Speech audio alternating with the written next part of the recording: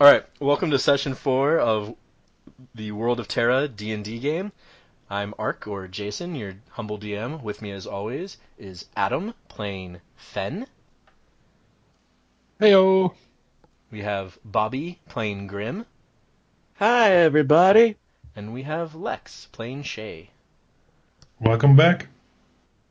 Previously on D&D.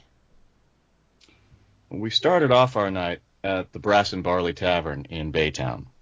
And let me tell you, the food and the service both top-notch. They have drink specials every day of the week. They have a fantastic soup. Mirabelle is one of the best waitresses you will ever find. Please tip her well. There's also karaoke every till at sundown.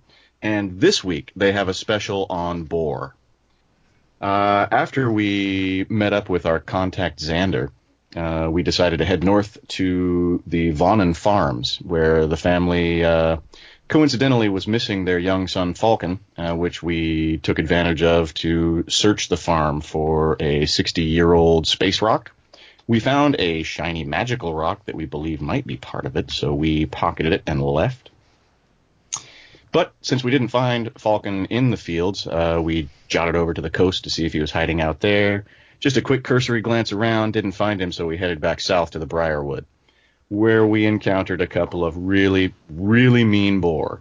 We took them out, wasn't too terrible. Most everybody survived without too much interaction with death, and it worked out pretty well. Turns out the kid was hiding up in a boat on the shore. If we'd spent a little more time maybe sneaking onto boats, we could have found something. But anyway, we found the kid, or so that's how the story will go. And for a really good time at the Brass and Barley, tell them Shae sent you. That was awesome. Thank you. I try to be awesome. I try to be like Shae. Well, you're succeeding. There's hope for you yet. Yes. What is 4? What is level 4? Mm-hmm. Is it 2400? I think it's 2400. Let me check. I have the player's handbook, and I will open it.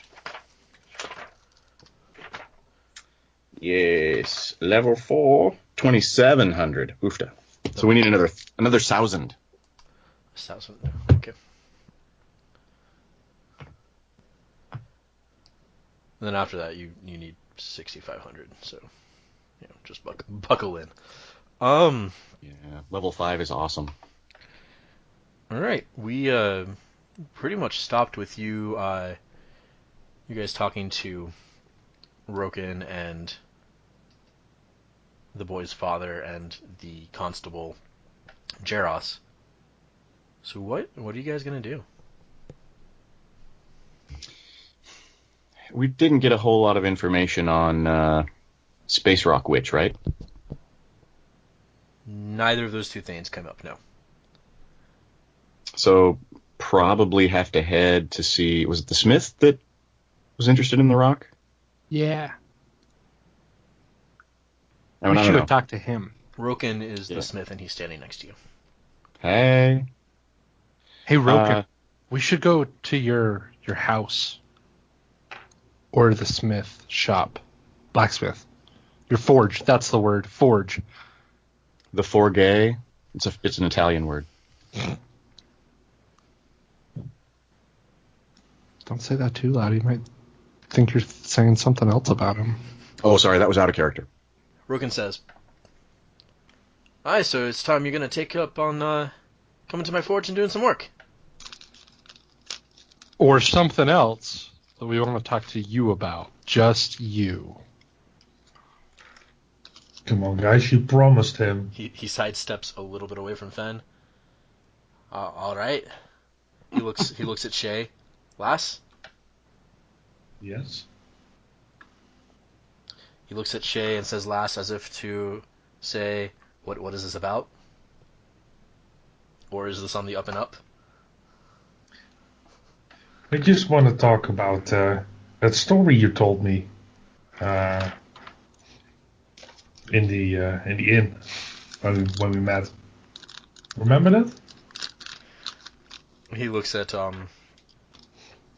the other two men and says, "All's all right then." And they say, "Yeah, and that it'll be okay." And he motions for you to follow him and says, "Come along then." And he leads you north past the tree, up into that set of buildings that has like the fountain outside, and into a partially open air, partially not forge. So, look what we found. And I'll pull out the shiny gold rock, or the shiny, what we thought was magical rock. Is this the stone you were looking for? He kind of stops because he was getting ready to be like, "This is my forge, and look at this stuff, and welcome to where I work," and all that. And he kind of turns around and he looks. And he kind of looks at the rock. And he looks closer, and then he kind of trundles up to you and reaches out and takes your hand and kind of pulls it closer so he can look at it. And he says, "By Gaima's forge, where did you find this?" Well, it's kind of a long story, but it involved finding a trap door.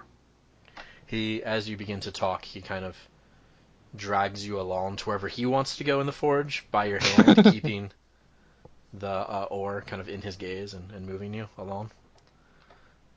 Every time you I'll look stop at to look at Shae anything and interesting, he kind of tugs you a little bit more. look at Shae and shrug and follow. I shrug back.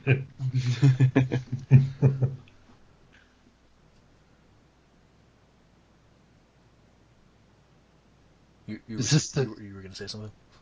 Yeah, we found it in a trap door, in a field, in what looked like somebody's fort. That's what I'd call it, as a fort. But it was super hidden. You found a fort in a field. Where Yeah, it have was you up guys around. been? Just up north a ways. Not really far. We didn't even leave town. He's kind of looking at you now because the crazy has outweighed the rock at this point. It wasn't really a fort. It was just a hole in the ground that was I'm pretty somewhat sure lived in. it was that little kid's hideout. Falcon's hideout. Falken had this. Yeah. Kind of stole it. But I don't know that it was Falcon's. It was a hole in the ground that we found. That's what I'm going with.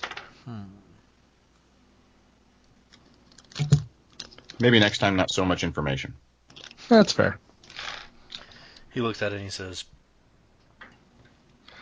I do believe this is some of the ore that fell from the sky. This is not something you could get locally. Do you think it's enough to give to the Fairy Queen so we can get a wish? Not you, too. Well, isn't that what you said? We could get a wish if we had some of this? I'll never understand what it is with you folk and wanting to seek out fairies and talking about the undead.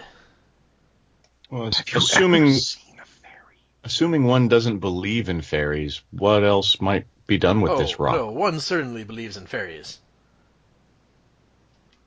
Detestable forest folk. Not unlike the elves. But what else could this be used for? What would it be worth to someone? Well, I imagine ore like this could be turned into any number of things. Fancy jewelry, possibly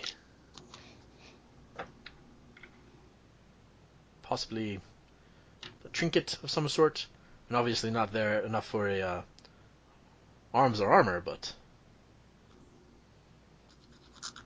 certainly something. Side question: are you the only smith in town? No. There are many local folk who either have a forge on their property or work here in one of the other. But I am the the forge master for the trading post. Has anyone ever contracted you to create an odd-looking brand? Like an odd-looking branding iron?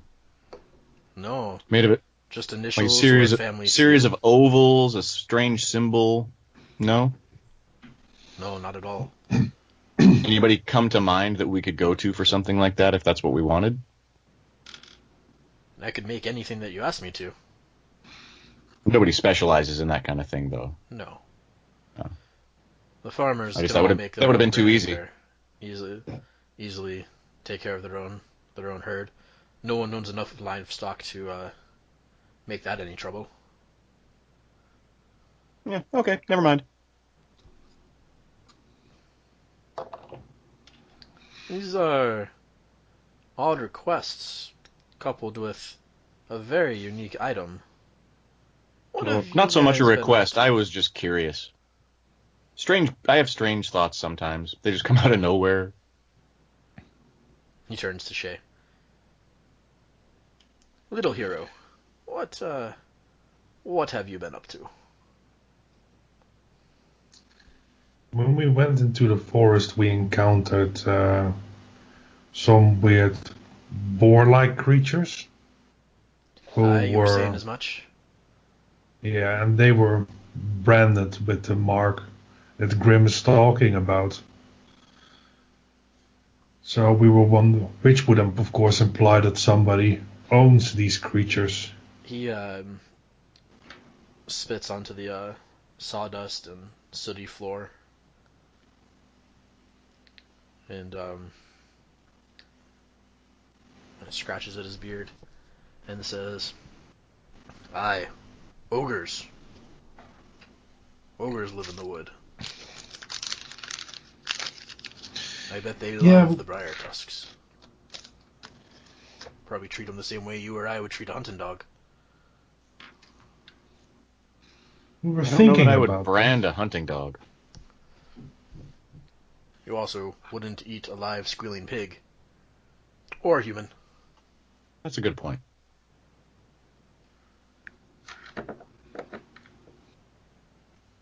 Wouldn't eat human. That's gross. Yeah. So, you think we might be able to find more of this type of rock? Well, none has been seen since... I mean, this is the first piece I've heard of since it fell originally, so 60 years for one piece. I doubt there's much, if anything, left. Yeah, but the common knowledge was that none of this rock was in the area anyway, and we found a piece still. So who's to say there isn't more? Yeah, but it sounds like someone had squirreled this one away.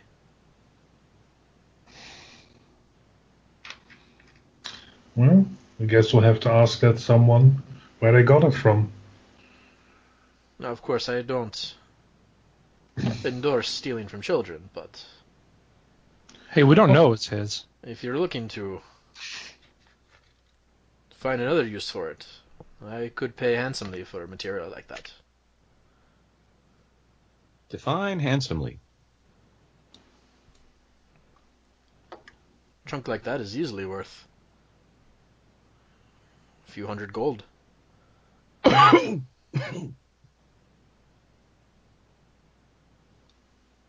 Well, thanks for the offer. As you say, we shouldn't necessarily steal from children, so we'll get back to you about that.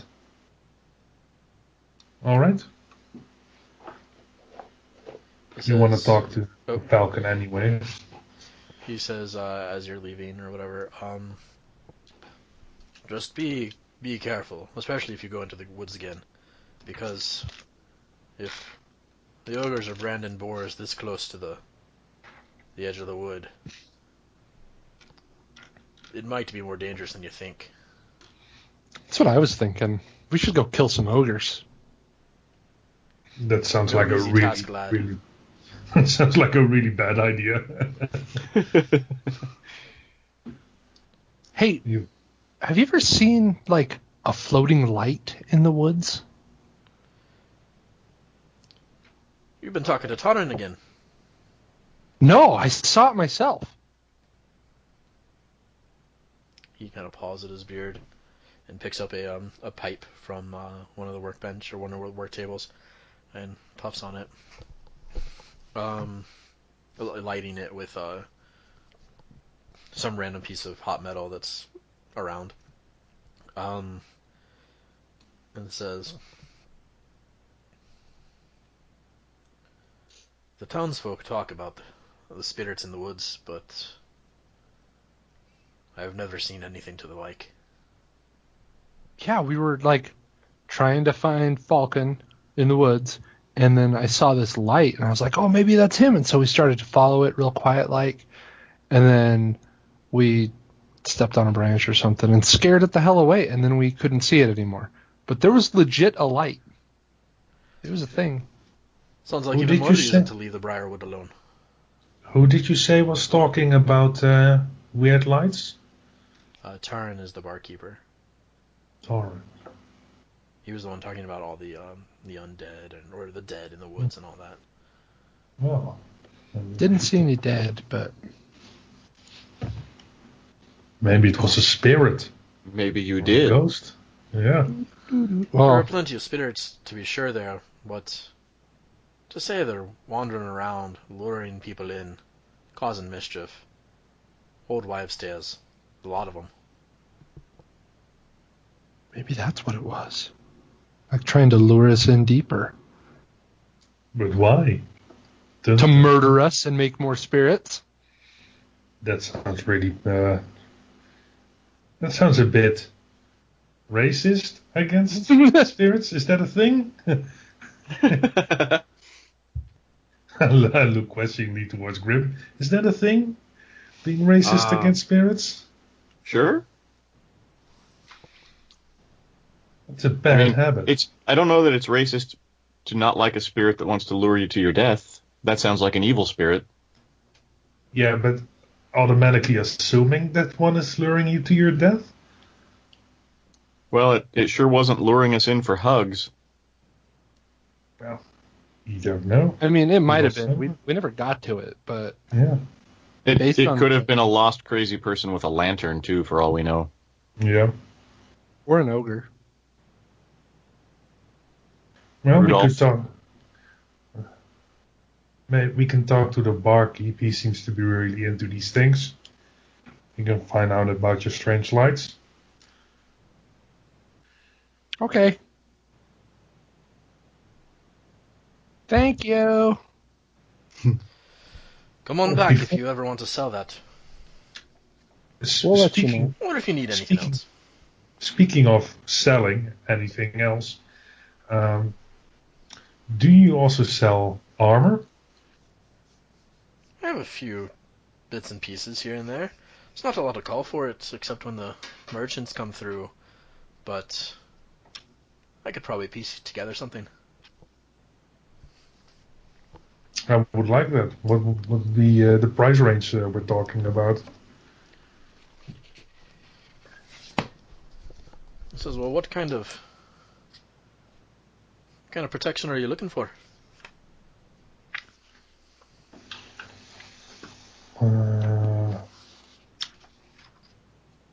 Heroic protection?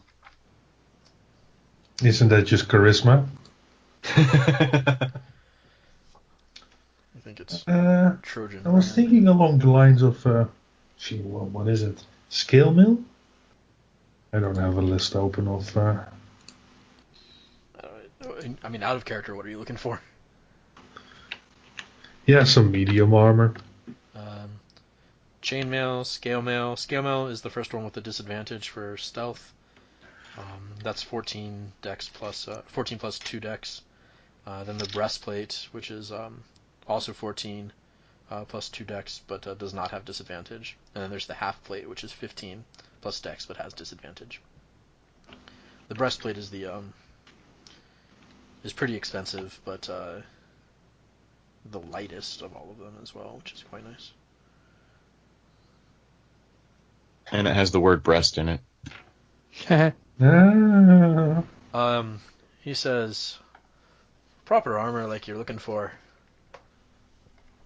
I'd say probably 400 to 500 gold. If I can scrounge together the pieces to make it. I don't have anything made right now. You'd have to wait a few days, but I could definitely rush it for 500. Well, we're just starting a hero, so that's a bit out of a price range yet. But thanks for the information. If you think about it a bit more, I could definitely have something for you in exchange for that ore.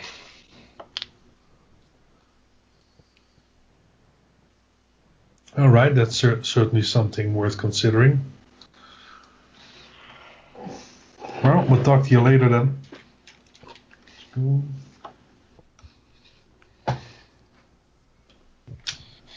So we leave?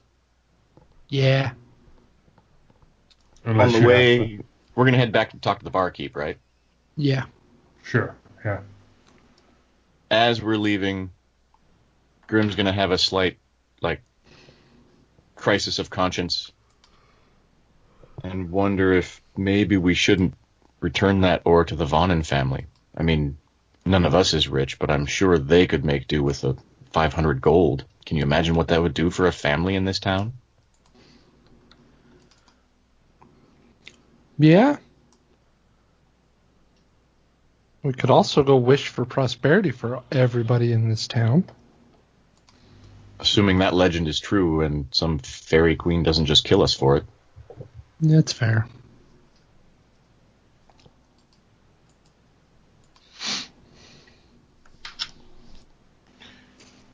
Yeah, you make a good point. Grim's just feeling a little bit guilty now that he knows how valuable that rock is that we stole from their farm. We stole it from a hole in the ground. It was On probably their the farm. kids. Shh, leave that part out. We know we stole it from the kids. I mean, I don't know. What we should do at least is ask where he got it from We should. before we give the stone to his parents and tell them what it's worth. That's fair. I mean, we have information about its value. He may have some information about its origin. Yeah, and we shouldn't give it to Falken, but to his parents. But chances are he's grounded at home. Maybe if we show up with Shae the hero, they'd permit us a few minutes to speak with him by ourselves. Well, don't sell yourself short. You guys are just as much heroes as I am. Yeah, but we're selling you as the hero. Yeah, we're trying to stay on brand. I appreciate it. You have the name to go with the reputation. I don't know. I think that Grim could be made to sound heroic as well. Yeah, not a big fan of the limelight. I'm just happy to walk a road. Yeah, you're the hero. I like to explore. I'm Phen, the explorer. So. I'm happy to be support cast. Or support caster. Grim the pious, maybe? Hey, I'm not, but I'll work with that.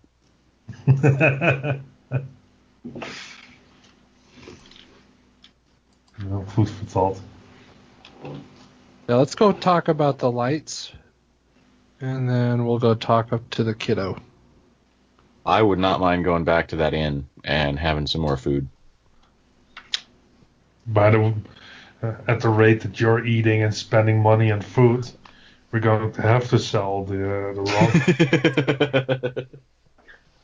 I might have to buy bigger armor soon.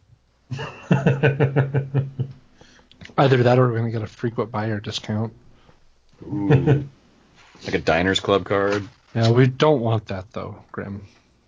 That's how you get labeled as the fat kid. Yeah, you're probably right. I accidentally burned one of those once. A fat kid? I didn't try. It wasn't on purpose. Hey, speaking of crazy things that happen, you explode into a ball of shining light. Yeah, not really on purpose, though. Yeah, but Is you that gotta figure out. Is that something we want to discuss in the middle of the street in town? I guess that's true. Sorry. Sometimes I just get really excited. Yeah, nothing to see here, folks. No shining explosions. It's just your shining personality, right? Grim? Oh, yeah. Grim the Grim.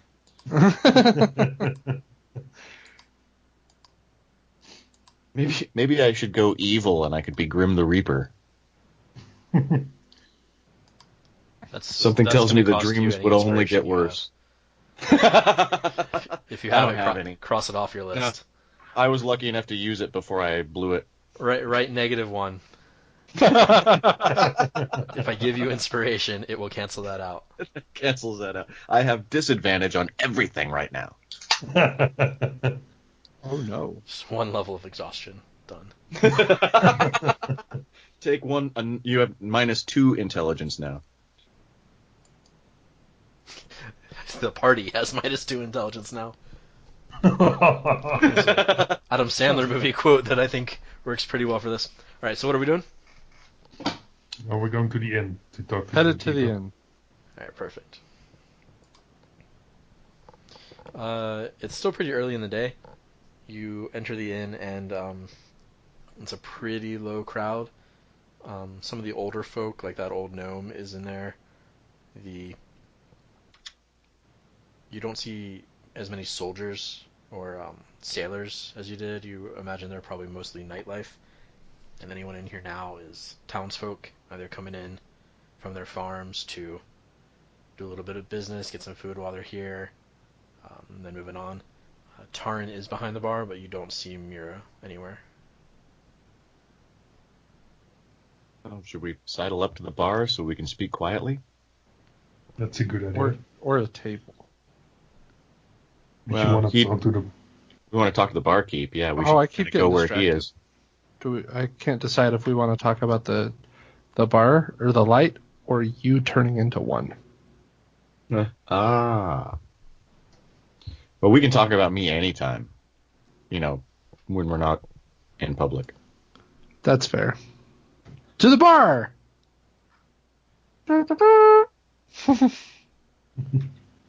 Tarn greets you and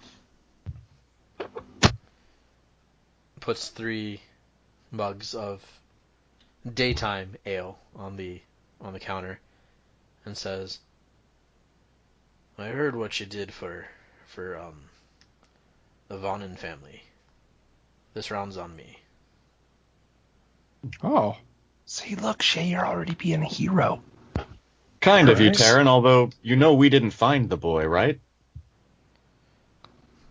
Doesn't matter. All of our heroics were for nothing. No, Shae bested those beasts in the woods and saved our lives, but we still didn't find the boy. You have proved to the people here that you're willing to do what you have to do to help out. News is spreading, guys.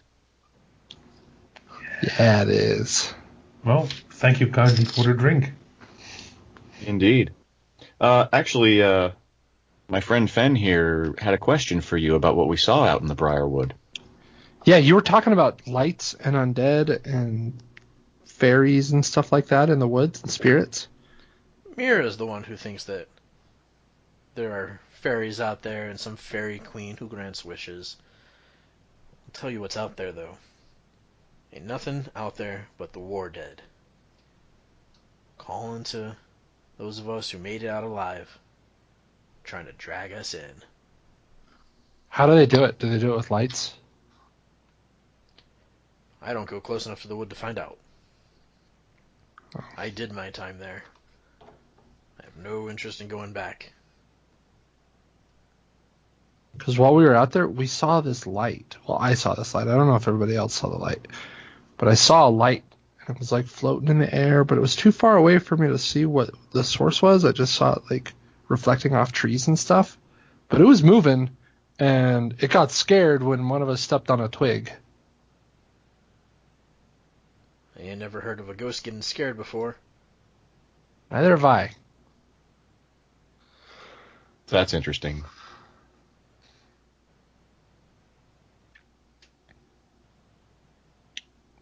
I just think that there's something out there. And I gotta know what it is. It's probably an ogre. But why would the ogre turn its light off? Or douse its light, or whatever it did? Ain't never heard of an ogre being scared of anything either. Especially a Exactly. halfling. Exactly. You know, had that been an ogre, you wouldn't be here eating my food. You'd be in the digestive tract of that brute. Speaking of your food, what you got going on behind the bar there tonight? More stew until this evening. Could I trouble you for a bowl? Bowls all around. Woohoo! Which was a question, Breakfast. but I'll just go ahead and serve it up anyway. Yes, please. Has anybody finished their beer yet?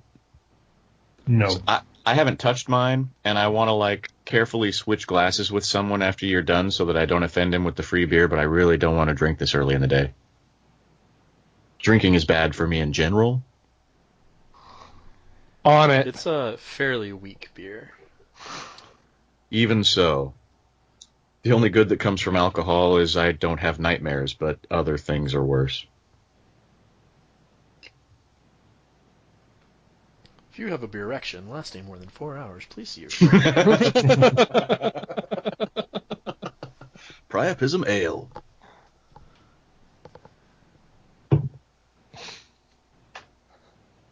Cole, what could that light have been? Well, maybe we need to find Mira.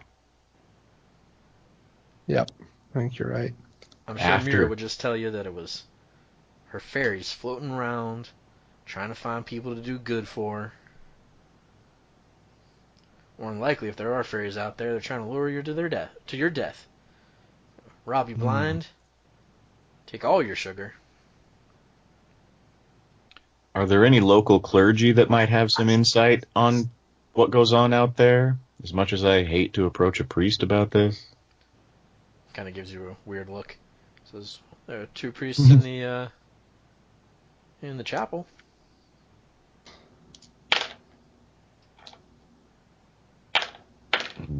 Let's save that as a last resort.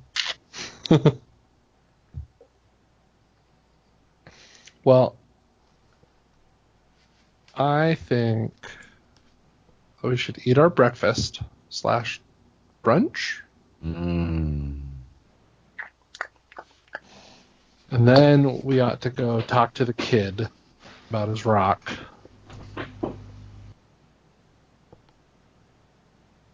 Sounds like a plan. Yep. Yeah. I'm okay without eating anything. You don't want your stew? No. You can eat that? No. Would you mind if I? No? I'll trade my empty bowl for yours, like carefully, so he doesn't see, and devour it as quickly as my first. That's kind of impressive. And to Phen goes my full glass of ale, full mug of ale, and I'll take the empty in front of me. I don't know what it is about this stew. This is the best ever. I don't know if it's the Western spices or if it's just the Western meat, but man, you guys can cook. Maybe the monks that did the cooking for us back at the temple were just subpar, but everything I've tasted out here has been fantastic.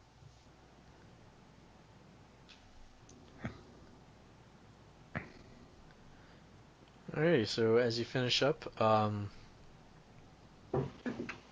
Tarn's taking care of other desks or other tables and whatnot, other guests. What do we owe Taran for the stew? He just waves you away. I feel like I should leave him something. He's Leave a silver or something as a gratuity, because it's against my nature to just take food for free and leave. That doesn't seem right. That's a pretty significant tip. But he kind of just waves you sideways and nods to you as he's talking to that woman with the silver hair. She has her hair pulled tight back into like a neat bun. He's saying something to her, and then he walks away from her to go get something. And Silver hair, is she old? No. Is she an elf? You don't think so. She doesn't look like an elf, but you can't see her ears, and she does have angular features, but she doesn't necessarily. How uncommon is it to have that kind of hair color? Not very. And probably as much as it would be in our world. Grim gets caught staring. Unless you were around, people who maybe did. Or Dead? did. Oh, if you were in an area where, maybe that color was a little bit more common around from certain elves or whatnot, but no, it's not very common for someone her age to.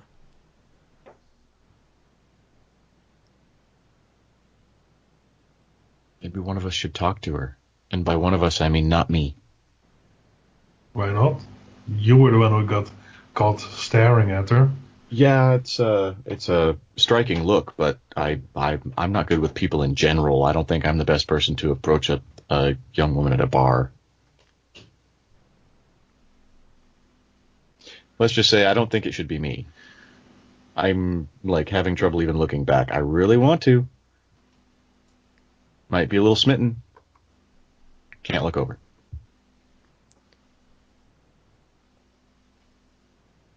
Go, Shae, go. Why? I'm not going to bother a woman over her hair. How rude is that?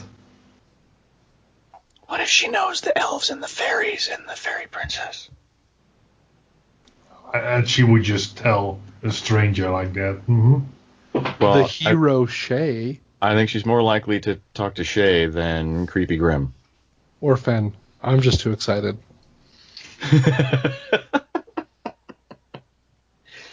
I'm picturing the two dogs in the old Warner Brothers commercial where the little one bounces around excited and the big one smacks him out of the way because he's irritating.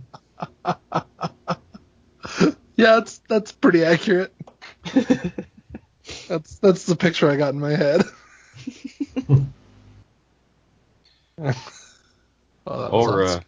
We could just go try and talk to somebody else. At this point, I'm ready to go fight ogres. I don't want to get caught staring again. Let's just leave the poor woman alone, and let's go deal with the Falken situation.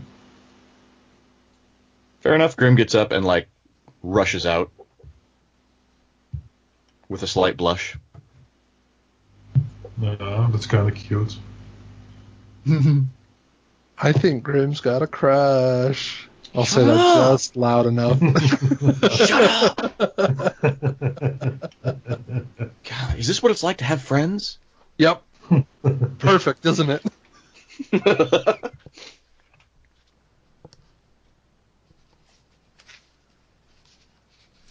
Alrighty, so onward to the Fawnen Farm. Back to Fawnen Farm. To Fawnen Farm. Gonna knock on the door, or what are you doing? No, let's just bust it down and kill everyone. No, let's not do that. Yeah, knock.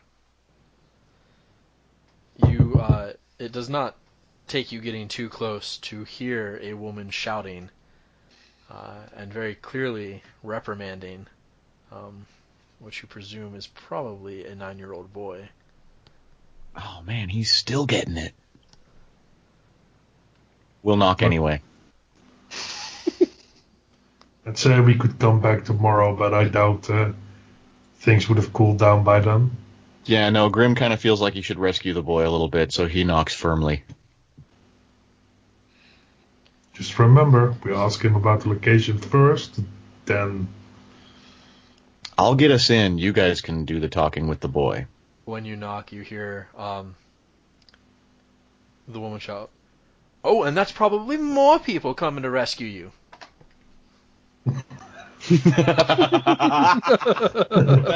That is the perfect angry mother thing to say. Yeah. It's in a way correct, too. You hear creaking floorboards and footsteps, and the door opens, and it's the father.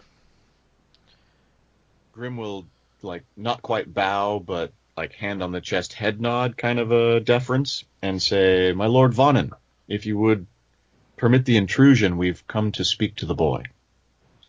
We have important questions that we think he may be able to answer. Would you permit us a moment of his time?" He kind of cows a little bit and looks back and says, "Well, I'm fine with it, but let me ask the missus. Wait here." And he's got his hat in his hands. He's kind of wringing it a little bit, and he closes the door fully. He's obviously in trouble too. And We got here just in time. You hear the lock click, and then you kind of hear the woman has been shouting this whole time. By the way, not like screaming, shouting, not angrily, but just like the next thing rolls over into the next bit.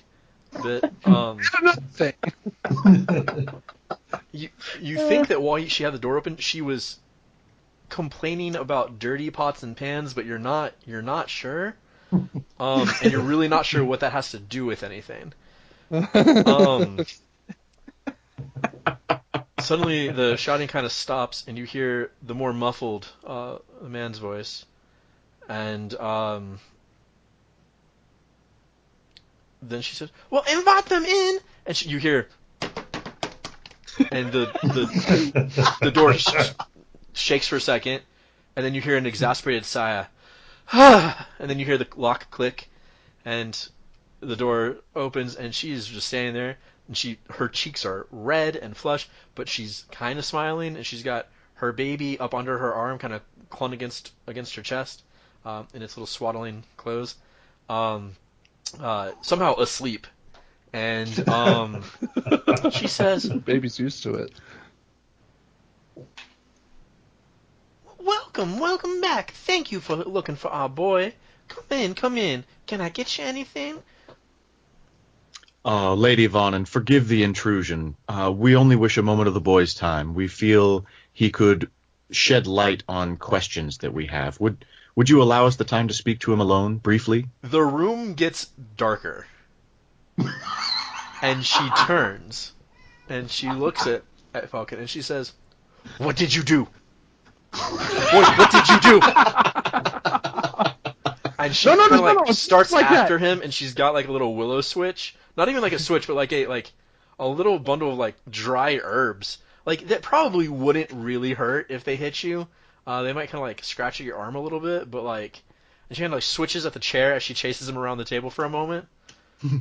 Lady, no. The boy has not been any additional trouble to us. Quite the opposite. We feel he may be helpful. The father kind of steps in, and as the boy gets around the corner of the table and is about to turn the corner, he diverts him, like almost like, kung fu, like water, like kind of like pushes him so that he comes towards you, and then his other hand comes up and kind of like comes around the wife and brings her around the table to the other side towards like the little kitchen area, and he says, "Darling, they just want to ask the boy some questions." Wow, you're good. Yeah, I'm impressed. The little boy is kind of looking at his feet and at your feet, and every once in a while he kind of looks up at you and he says, "I'm sorry I made you come look for me." Don't be. It was fun.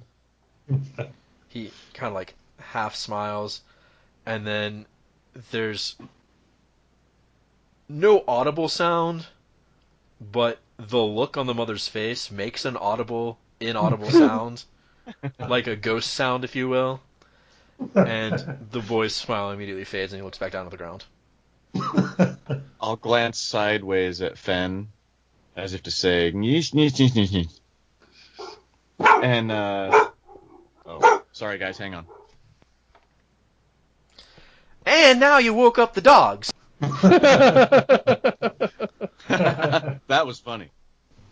So I assume this is a small farmhouse. We're probably better off maybe taking him on the front porch. Yeah, probably. Okay. So we'll just kind of smile and lead him out, and I'll shut the door and kneel down to his level and say... As you're leaving, she goes, "Boy, you better not get those boots muddy. I just cleaned in here." I'll kneel down so that I'm kind of eye level with him, and I'll dust off his boots for him. I'll say, Falken, my friends have some important... Let's be clear, his boots are spotless. Perfect. I'll dust them anyway, just to make the motion. No, I just wanted you to know. Perfect. I'll say, young Falken, my friend has some questions for you about something we found. If you wouldn't mind just answering him honestly and openly, we would very much appreciate your help. I swear I found that dagger down by the dock. I didn't take it from anyone. I wasn't going to do anything with it. I just, I thought it was neat, and I wanted to keep it in my little house. And stand up and give him a reassuring pat on the shoulder and step back so that Phen can step in. I mean, I know that Mama always said don't play with knives, but Falken. I was just going to keep it there and look at it. Deep breaths. You're good. We're not mad at you. At all. I don't understand. So, I think that I found your hideout. Do you have a hideout? I'll stand up with kind of a stern look on my face and nod like, answer honestly. His eyes kind of dart back and forth. He says, yeah. Okay. First of all, that's a cool hideout, and you hit it really well. Second, I was in there, and we found some rocks. There was one rock in particular. You probably know which rock I'm talking about. The little heart-shaped one that kind of looks like an arrowhead with the little stripies on it. That's my favorite. Yeah. Where did you get it? That is not the rock you're talking about, by the way. That's that's one of the other rocks. Your rock is like a lustrous silver, like with like cube bits to it. Got it. Go ahead and show him. Yeah, this rock, and I'll pull the little rock out. Oh yeah, the shiny one. That one's okay, I guess. Where did you find it? I don't remember. Oh, come now, young lad. It's important we know. Nothing you tell us now will get back to your parents. But I'll get in trouble. No, you won't. Not from us. She knows. She knows everything. Who knows everything? Mama. Did you get it from your mom? She can probably hear us now.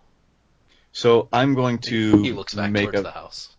I'm going to make a fake incantation and cast light on my fingertips and tell him that. He kind of takes a couple steps back. No, do not be afraid. No one can hear your words. No one can hear your words. What you say will now stay between us. He kind of looks around conspiratorially and leans in. He says, "All right. You know the big tree in town?" Uh-huh. Okay, well, you go past that. And you're the edge of town. Where town ends. Okay. And you know the woods? The ones with the thorns? Yep. Okay, they call that the Briarwood, right? Uh-huh. And if you go into the Briarwood, not too far, because it gets kind of dangerous. But that's where I found it. Saw a little shiny light. And I followed it. Thinking it was something cool. Maybe one of them spirits that everyone's talking about, or Mira told me about some fairies. I don't really know what that means, but figured worth looking into, right? Maybe they could find some treasure. Be rich, like some of those merchants that come through town. Anyway, I ran through the thorns, tore my pants, and Mama switched me good for that one.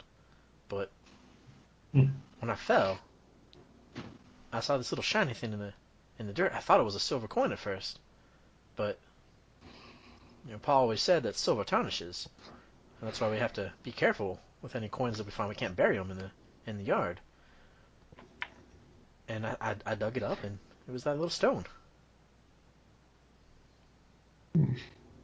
I figured that was a good enough keepsake from the woods. After my pants were torn, I figured I'd best get home on time, because if I had missed supper, then I would have been switched even more. Plus, no supper. So, there's that. Were there any landmarks near the place where you found that the stone?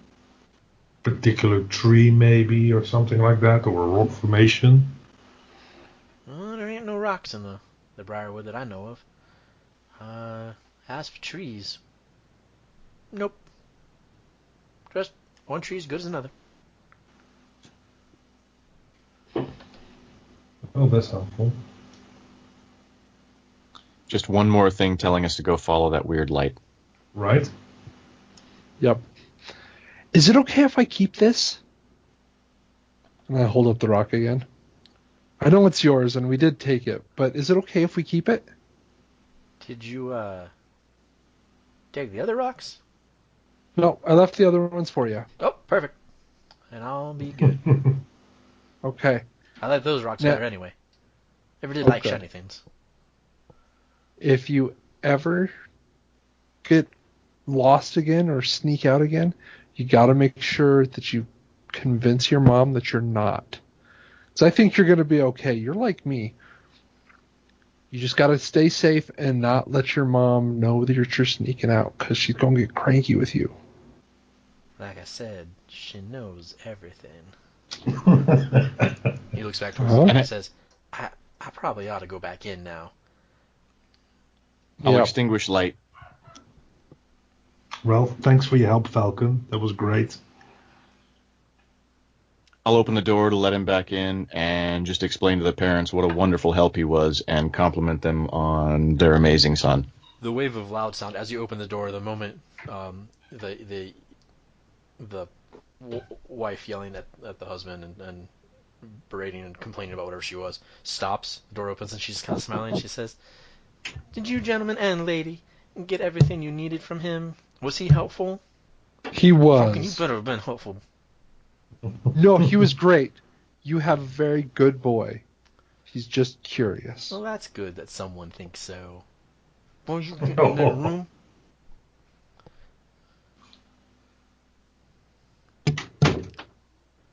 Well, thank y'all for letting us talk to visiting. him. No, thank you for your time, sweet lady.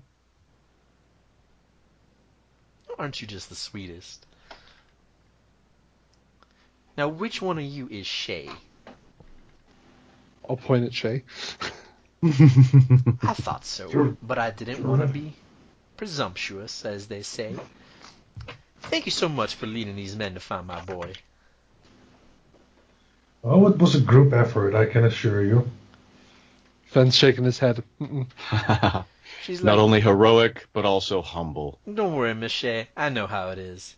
They would be lost without us." Sexist bitch.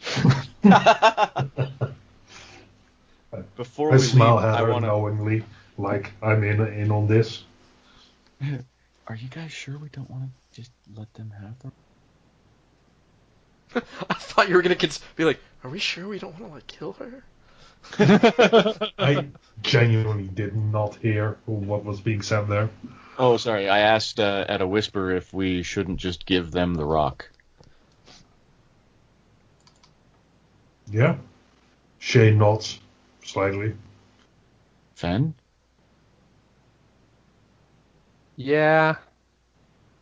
Okay. All right. So, Lord and Lady Vonnen, there is one more thing.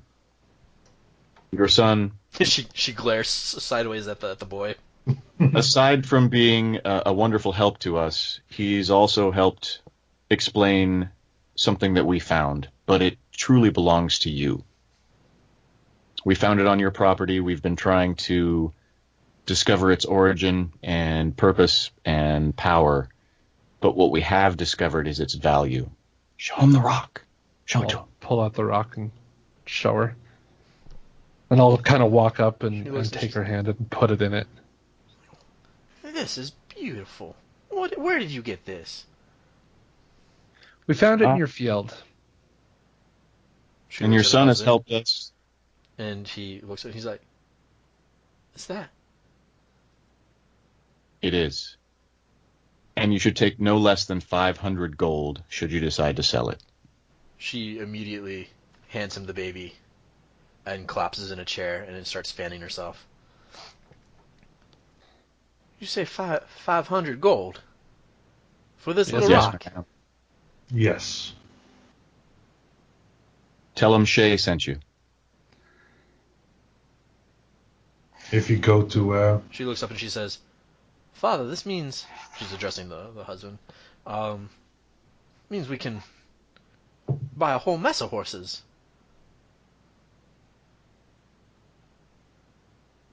We can do anything we want on the farm.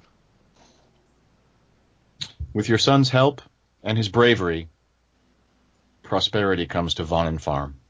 And I'll wink at the kid and then turn to go.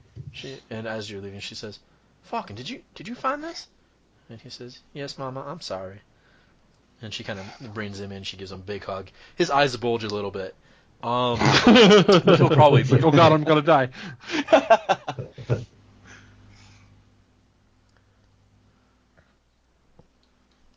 Well, Kind of walk over and tussle the kid's hair and then leave.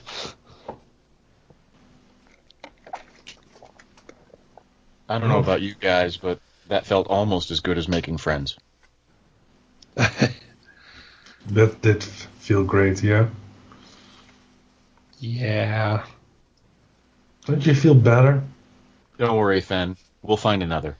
Yeah, I just wanted to hold on to it till we did, so we could compare them. Now, I think at this point we know where we have to go. I just really think we need a good night's sleep first. It's like maybe noon. Yeah, it's still early in the day. We've still got a lot we can do now, but before we venture back into that Briarwood, I'm going to need to rest. Yeah, that's fair. Between now and then, though, what do you guys want to do? Well, I think what we ought to do... I don't know. I forgot. We should also... I want to investigate that big-ass tree. Works for me. Convinced I can climb it. I'll give you a boost. Sure, I guess. It'll put your curiosity to rest.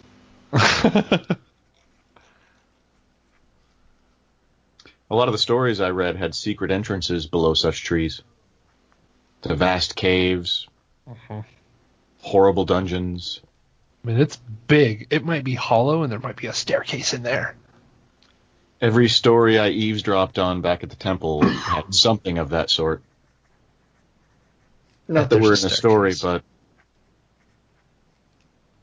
at the very least, it'll be a chance to relax for a minute. Just make sure that we just need to make sure that the cops don't bust us. Yeah, that's going to be the hard part. Do you think it's illegal to touch the tree? I don't think it's illegal. I just don't think it's smiled upon. You got yelled at by the constable the last time you did it. Yeah. Mm-hmm. So, maybe we shouldn't. We are looking like heroes. We can do it later. If we want to go into the forest again and look for light, should we do this at night? Oh. Do No. ogres sleep at night? Probably. But I'm told... didn't we hear that it gets worse at night? In general, the most perception bad of things do. I think they suggested that night would be worse for, just in general, but also the spirits and all that. Well, I think the spirits are what we're after, so maybe nighttime would be good, but... I really can't go in there feeling as tired as I am. Right, but if we want to go at night, we can rest up now till it's evening and then go out. That's a fair point. And maybe when it's a bit darker, you could also investigate that tree on the way. Oh, yeah. Oh. Shae, this is why you're a hero. Indeed. We would be lost without you. I'll give her a playful elbow. You just shove her out of the way. Down some steps. Yeah. Location. The difference between friendship and domestic abuse. And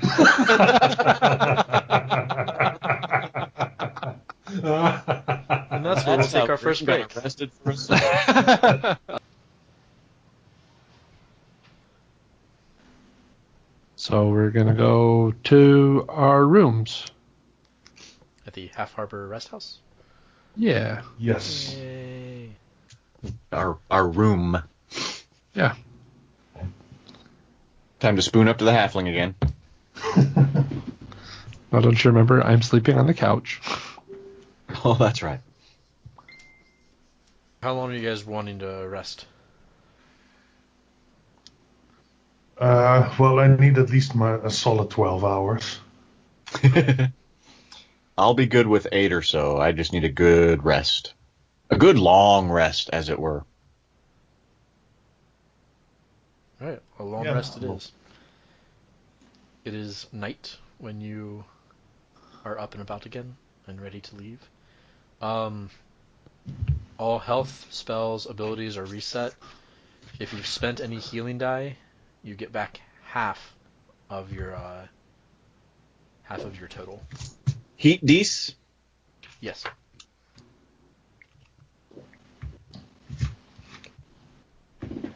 I believe rounded down, but I could be wrong.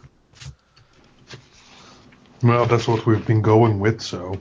Mm-hmm. Oh, yeah, I feel a lot better. A lot. You look better. Thank you. You smell better, too. It's better to look good than to feel good. You know what I'm saying, and you know who you are. I think he's talking to you.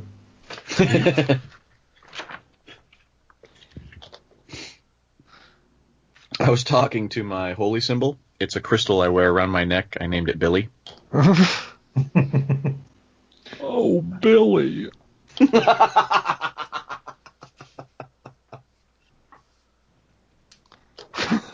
Glad you enjoyed that. That was good. So, we're going to go head to the tree, and I'm going to try and climb it.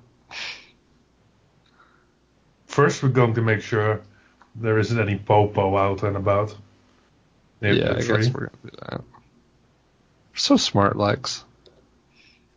Well, good experience. Look around. Yeah, you don't really see anyone. Occasionally you'll see or hear a couple sailors coming from the dock, but you don't see anyone really lingering. Well, up the tree. I'm going to try it. Give me an athletics check. Can I help him get up the tree? Yeah. A boost. Actually, you have to help him. 22. You are able to climb the tree. Yes. I'm just going to lean against the tree and act all nonchalant. You get up into the branches and into the further branches where now it's pretty easy just to get from branch to branch. You can climb all the way to the tippy top. Does he have like a disadvantage because it's night? To see things, maybe. 17. Okay. Is there any anything weird about this tree, or is it just a big ass tree? Just a big ass white oak. All right. I'll start climbing down. Oh, I was gonna say, when you get to the top, you can see out like everywhere. Oh, really? Yeah, because it's taller than all the buildings. Can I see Like, into the Briarwood? You can. You can see out into the lake. You can see out further north, you can see further back towards the big cities, although they're too far away to see anything. But yeah, you can see the big trees of the forests and whatnot at the same level as you. Any Give me a perception check. Nope. Not with a natural 1. Yeah, no, you don't see any lights. Of course, you're also not looking at the Briarwood at the moment, so there's that confusion. This was your time to shine. Hey, Phen, What? over What? there, the other way, that direction. You're staring off at the horizon over the ocean again. You need to look the other way. Oh.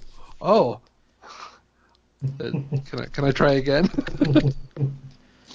You can look elsewhere, but you didn't spot anything in the Briarwood. I'll look north. Okay.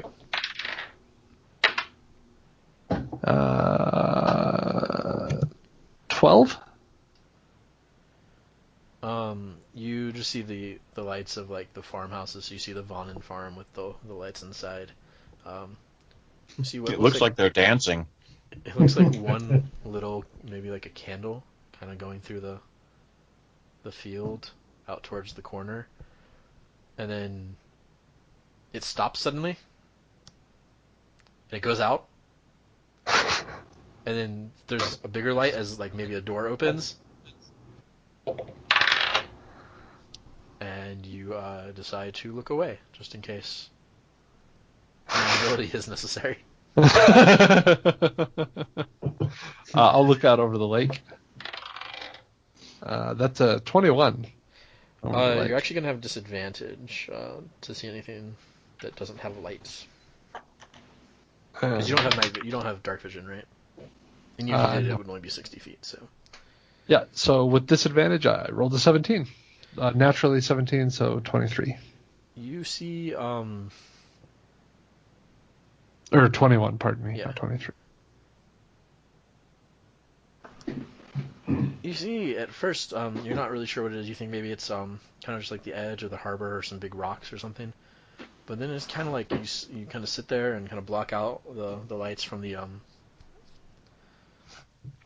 houses and whatnot and the buildings. You're pretty sure there's a big ship out in the just beyond the harbor.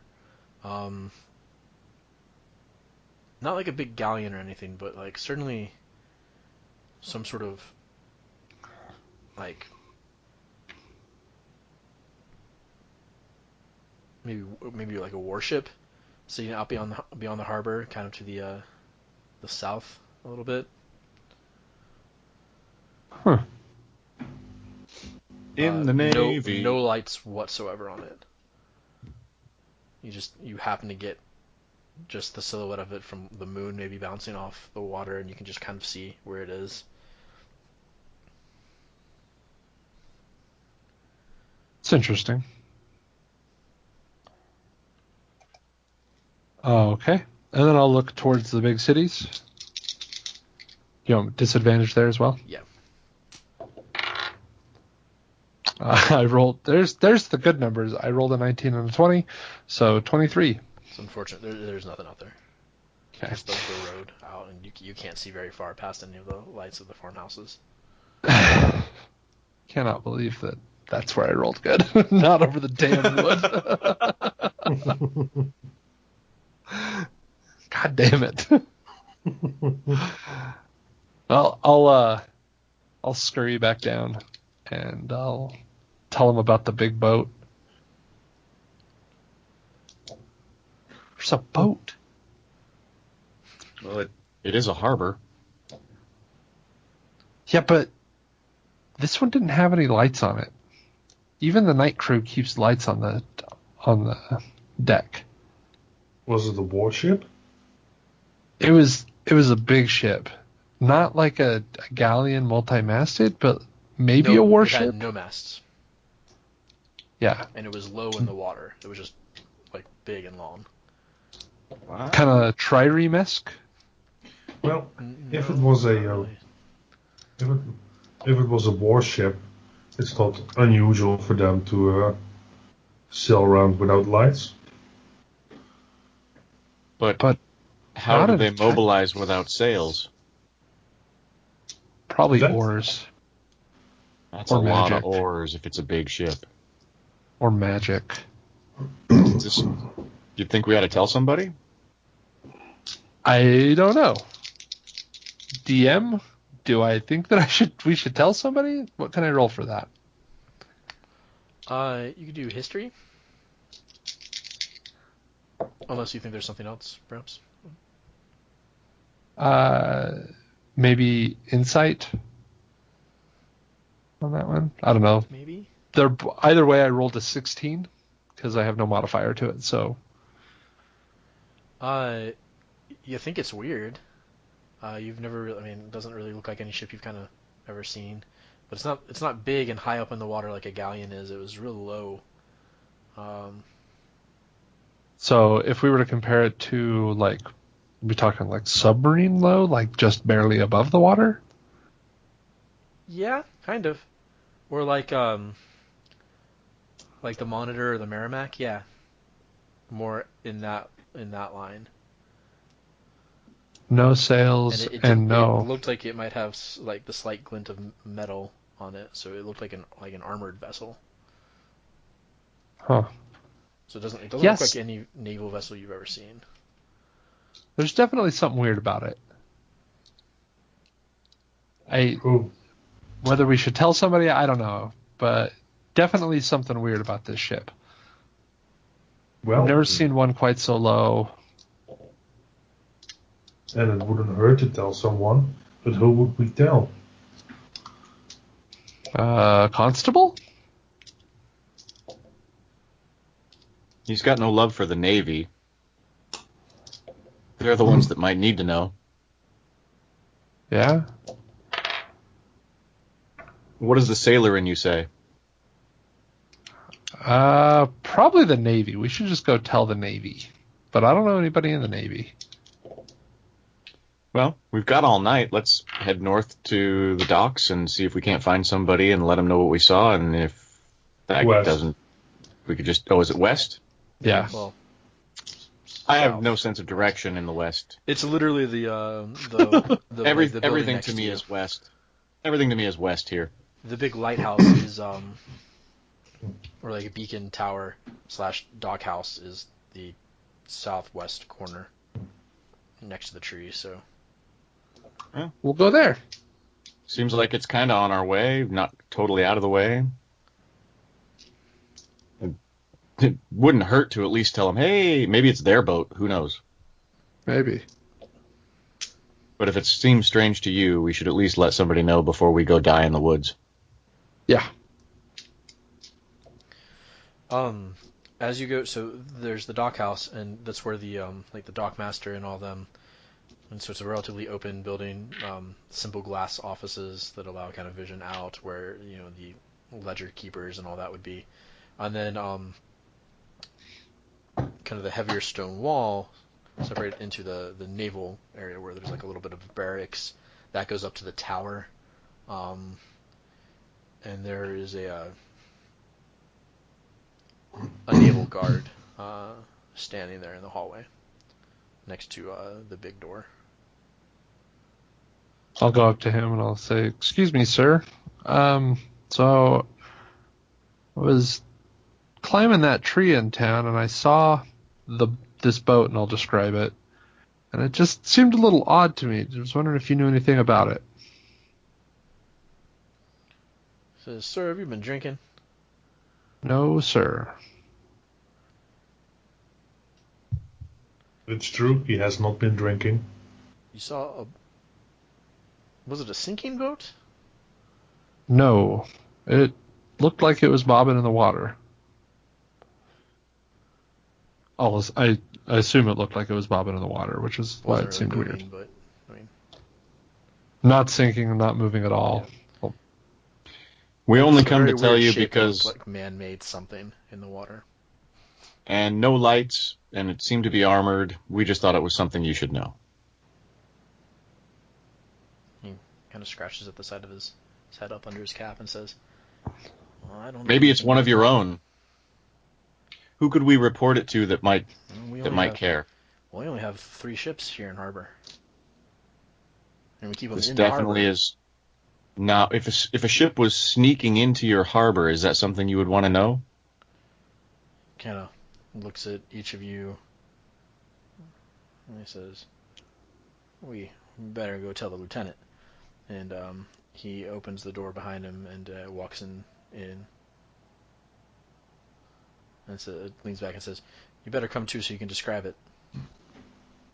Yeah, we'll go in, or I'll go in at least. I'll follow. I'll go with you. You go into a room that a little bit more solid. It does have some windows, but they're a little bit more compact. There's a table in the middle of the room that has some nautical charts on it. And a couple bookkeeper type people, all in naval uniforms. And then there's another door against the wall that you think probably goes to an office. And he goes and he knocks at the door. And after a moment, there's a reply, kind of just asking, like what is it? And or come in and report. And the guard opens the door and says, "Pardon, sir. These people have come with a report of a ship out in the bay." And the officer is a man in a naval uniform, a little bit more formal of a uniform, a little bit like nicer, obviously an officer's uniform. Older gentleman, salt and pepper hair, neatly trimmed beard, a pair of spectacles kind of low on his nose. And he looks up and he says, "What is this report?"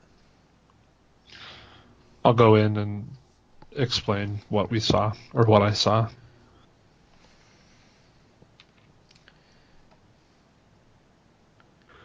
He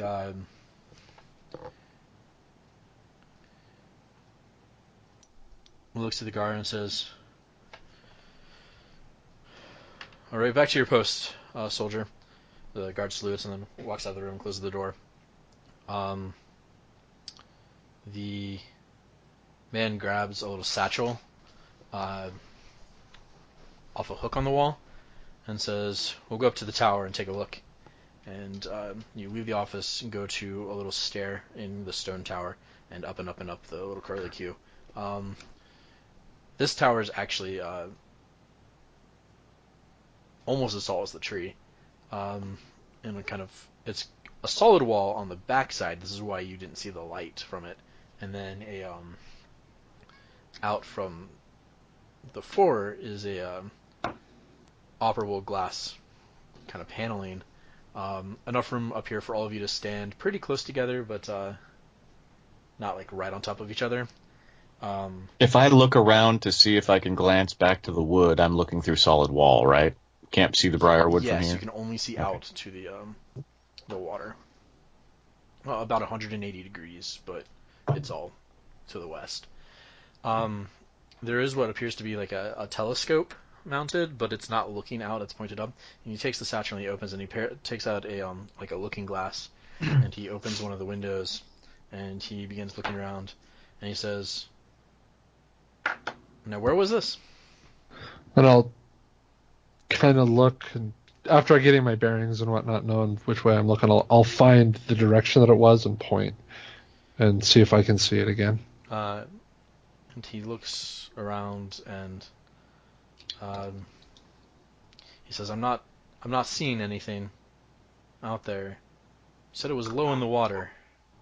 No masts, no sails, no lights." Right. It looked metallic and man-made. Maybe if we douse this light, because maybe it's killing our night vision? So what this light is a like a kind of pulsing beacon. Like every once in a while, it kind of just goes bloop, bloop. Doesn't really cast any light out into into the water, it just lights up. The man says, "No, I can't turn off the beacon on a whim like that." He hands you the looking glass, and there's a little stool next to you so you can get up, and he says, "See if you can find it," and point it out to me. Okay, I'll go look. Uh, You want another perception? Yeah, and you don't have to take disadvantage. The looking glass will help you enough. Especially now that you know what to look for. 15. You do not see anything. The area where you would have said it was kind of between the where the rock kind of naturally folds back into the bay and outside the enclosure of the harbor. Far enough off that it's not right up on it, but close enough that it's like, oh, what's it doing there? You don't see anything. Just the somewhat rough water of the lake because it's breezy.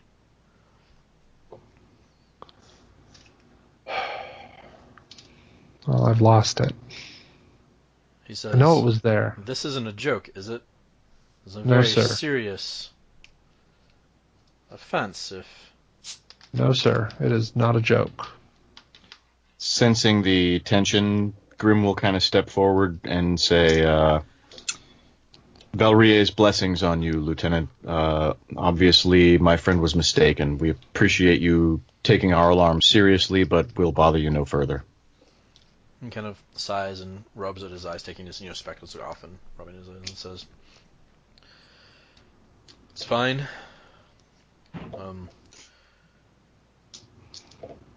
Be sure that if you find anything further, that you try to bring some sort of proof or before we raise any Keep sort a of weather alarm." eye. Keep a weather eye out here. I'd swear I saw something. As we turn to Serious leave, allegations.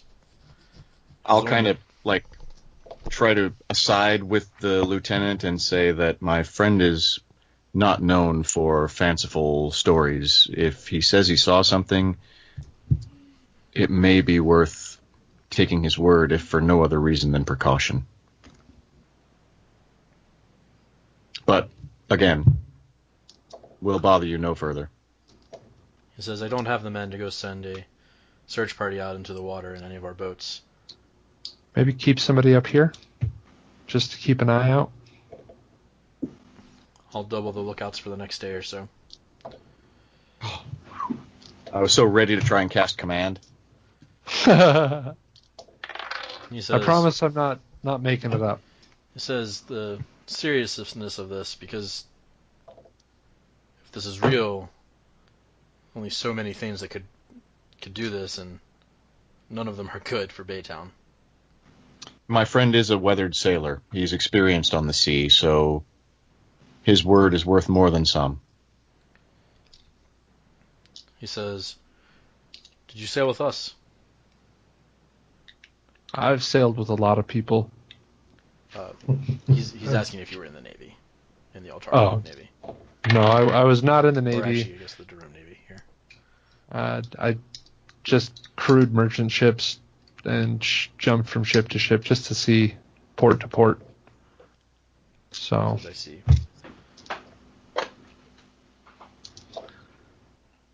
But unfortunately, we're a small post, vital as we are. We can ask no more, sir. We appreciate you taking our warning seriously, and we'll rest safer knowing that the watch has been doubled. And I'll kind of motion to everybody to let's get the fuck out of here before it gets bad. I'll hand him back his looking glass and say, if you need an extra hand, find me and I'll tell him where we're staying. Yeah, and he says if you see anything else or hear anything, to tell any of the naval personnel that you need to speak to Lieutenant Webb immediately. Yes, sir. And he says, Thank you for you your can find time. you can find your way down. Aye. And he stays up there looking out across the lake. On the way out, Grim's going to say, is that as troubling to you two as it is to me? Yeah. I don't know. almost would rather take my chances in that Briarwood with more boars than whatever might be trying to invade from the coast. Yeah, it's worrisome. What worries me is what if they're after us? Oh, that made it better. Do you think they'd that's send why- a ship like that coming for us? Did we piss off somebody that high up? It would be coming Maybe. from the wrong direction. That would really mean trouble if it was coming for us then. Oh shit, Wait. did it come from the east? No. No, this is landlocked. No, that's west. Yeah. Definitely not. Okay. This lake is bordered by Darum, Durnhost, and Altara, which is why it's such a vital. Why Baytown is such a vital port. For just a minute, cold sweat from my past, but it passes.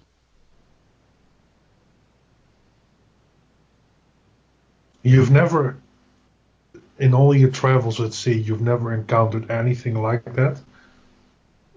You would probably know that the Navy of Durnhost has some pretty heavily armored ships, but you've never heard of behavior like this or something like that low in the water.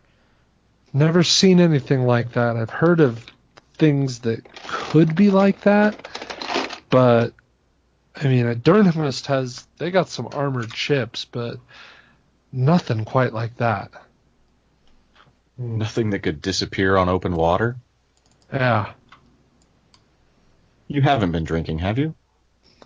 I mean, just those beers this morning, but That being said, of course, there are, naval battle mages on ships and whatnot, but you've never heard of one being able to, make a ship invisible.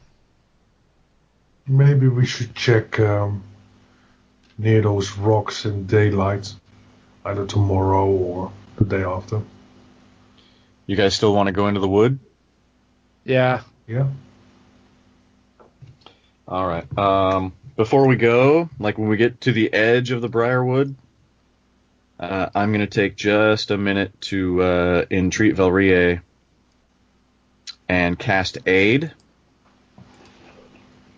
which gives all of us an increase of hit point maximum and current hit points by 5 for the next 8 hours. Oh. Is that D&D temporary? The way that you know that D&D is a fantasy game is that in D&D, AIDS makes you healthier. I think Is everyone this- should have AIDS. Is this a temporary hit point or just an increase? No, it increases your current and maximum by 5 for 8 hours. It's not temporary, it's a temporary increase. Nice. Okay. I'm at 34 health, boys. Damn. Me too. You're the smallest of us and the most robust.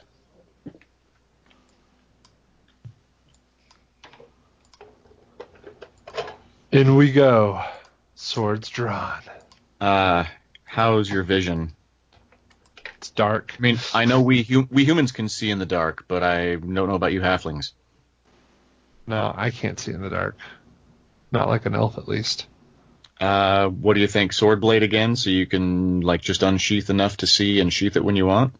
Yeah, probably. All right, I'll cast light on your blade. Okay. Well, I better double check. Is this a concentration one? No, good. It'll light for an hour. I do think you can only have one light active, but it's not a concentration.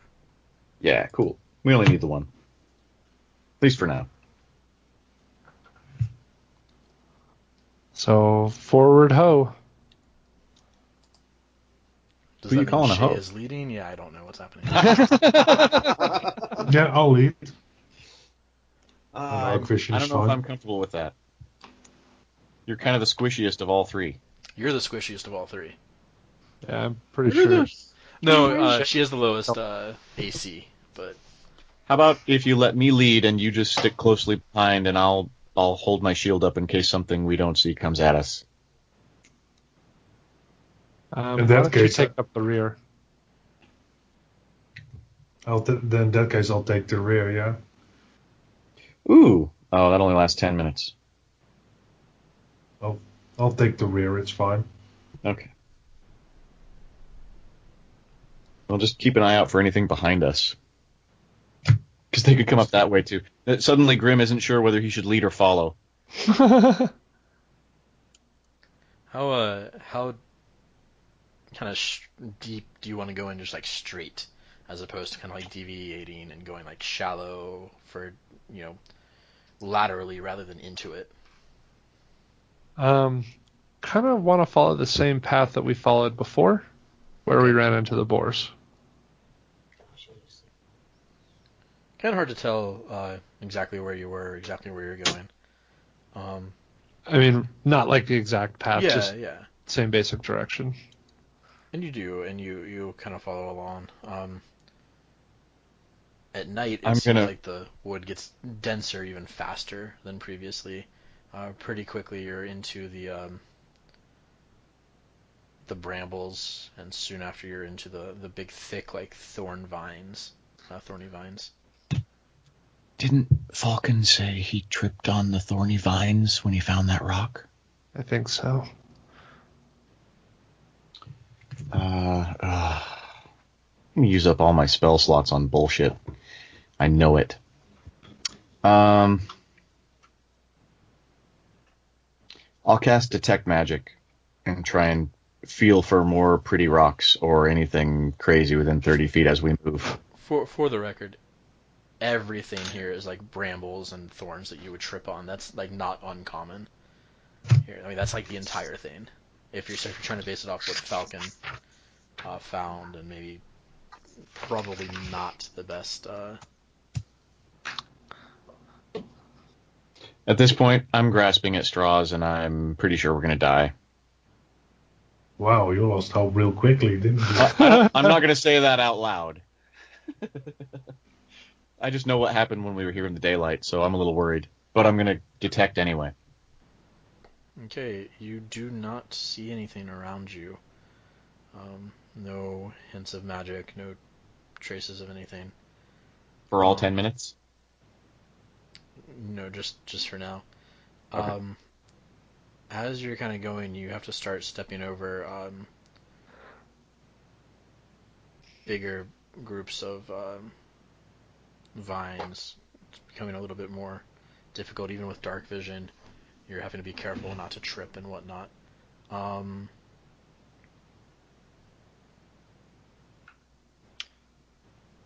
Give me perception checks around.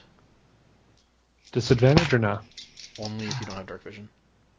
Damn you, blue dice. 21. Well, you have a light, so you don't have disadvantage. I forgot blue die was supposed to be in jail. That's a 6. 10. Right, the 21 sees that the trees have what appears to be more than just random.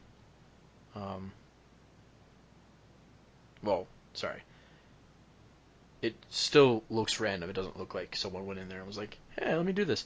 But gouges and scratches, as if something passed through here or has been through here. It's not a lot, but it's everywhere. Sorry, that sounded funny. It's not like everywhere around you, but there's enough of it that you're like, oh, okay, that's more than just a like random defect in this tree. That's a gouge from something, and oh, here's more over here. Something was rubbing against this tree, or something clawed against these roots. I'll point them out. Is there a pattern to it? No. Looks like the marks those boars made. Yes. It looks like the one they made in my leg. Well, we're not looking for boars, so let's get out of here.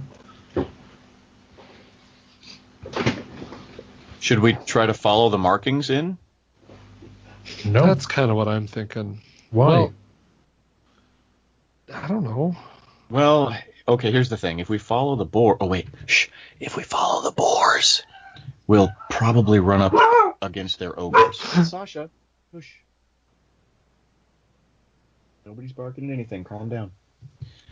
If we follow the boar markings, we'll probably come across the ogre. Ogres. Maybe we should deviate from that and keep looking for light. Yeah, that's my I mean, idea. Is there an easier path? The easy path, I imagine, follows these markings the way the boars move in and out. No, not necessarily. There is no easy path. There really isn't, no. This is like if you're following the trail through the woods, right, on like any sort of normal hike here in Washington or whatever, and but erase the path and just like set yourself like 20 feet off to the side. You're just traveling through that kind of stuff, except imagine that all filled with big thorny branches and like brambled trees and whatnot.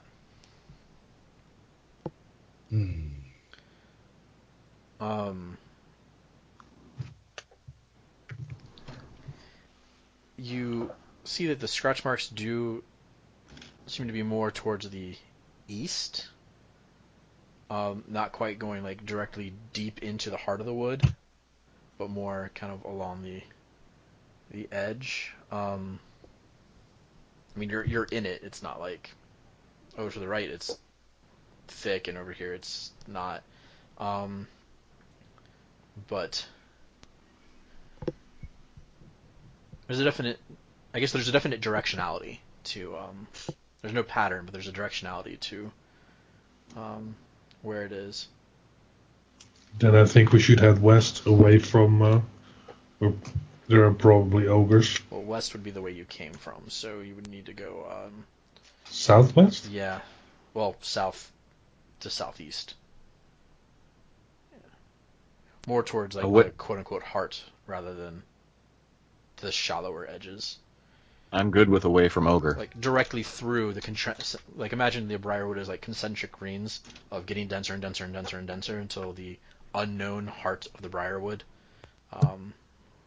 the impenetrable brambles that would be rumored or legendarily kept there. The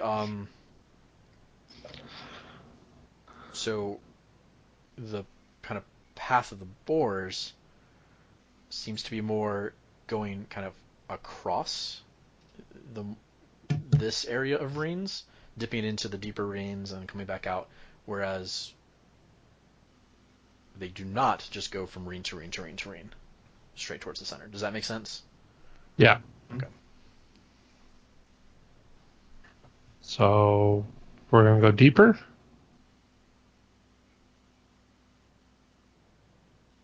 Yeah, I don't really want to run into ogres if we can help it. Well, they say it gets worse the deeper you get.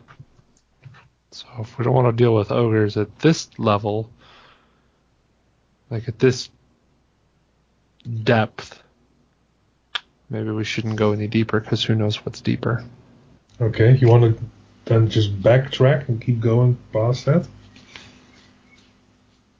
Like stay in this circle, so to speak, but go the other way?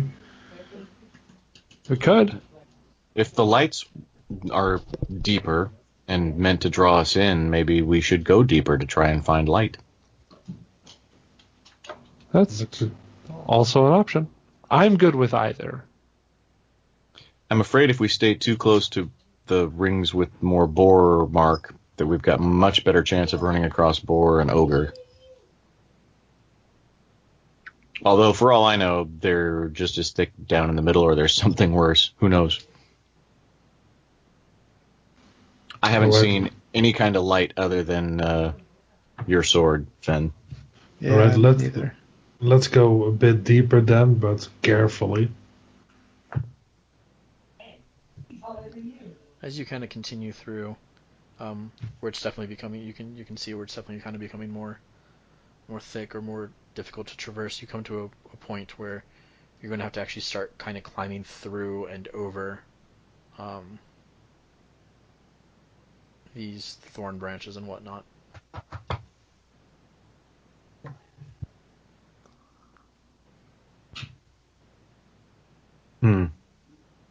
This does not look like a place where we would find lights easily. So it does not look like a place where you would find people. Yeah, nobody's stupid enough to venture this far into the Briarwood. And if there were lights, it would probably be difficult to see them for any continued amount of time due to the general three-dimensional Escher-esque. Still not detecting any magic. No. Alright, let's backtrack then.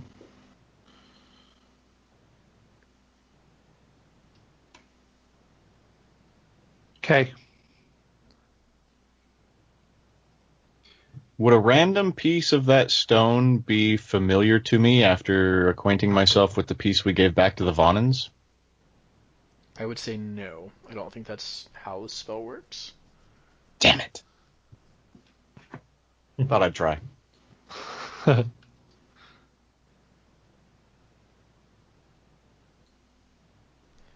So backtrack and back to concentric ringing. Yeah, well, how long were you wanting to walk forward or deeper in before you backtrack? Right up until Shae said, hey, do you think we should backtrack? Yeah. I would say up till the point where we actually have to really start climbing and over stuff and all that. Maybe, I don't know, half an hour or so. Okay, that was the question. So, you've started to have to climb over some things, like kind of the tree trunk that's across your path, and you kind of like get over it. And the next time you have to do it, it's a little bit heavier or a little bit bigger, and you have to like Phen can kind of squeeze under it. Shae finds a way to the side. Grim kind of just flops over it. Whatever, however you get through. Sounds about right. A little bit more. It's not tunnels or maze-like yet, but it is pretty dense. Grim, right as your spell is about to end, you can kind of feel like the magic waning and the 10-minute mark approaching. And right as the spell is about to end, in the distance ahead, you see what you think is a flicker of light. And then the spell ends, and then you don't see the light anymore. Just kind of a white, wispy... That's it. Within 30 feet of us? No. So, okay, then it wasn't my spell detecting it. Well, you actually don't know how far away it is, but you don't think it was your spell. Okay. Phen, did you see that? No. I think I saw the light. Where? Let's go. I opened up my eyes and saw the light. Well, lead the way. It's thick, but straight ahead. Moving to the right? To our right? Or just kind of wispy in the distance? Rightish and away, yeah. But it's hard to tell because, anything you see 5 seconds later just kind of like goes behind something, then reappears wherever else. Follow me. And I'll head towards it and angle a bit rightish because I think that's the direction it went, and I'll keep my eyes peeled for any more light. Well, I'll follow and I'll keep my eyes peeled as well. Okay, as you go forward, do I. all of you at little intervals will see like some sort of light in the distance that you see through like, maybe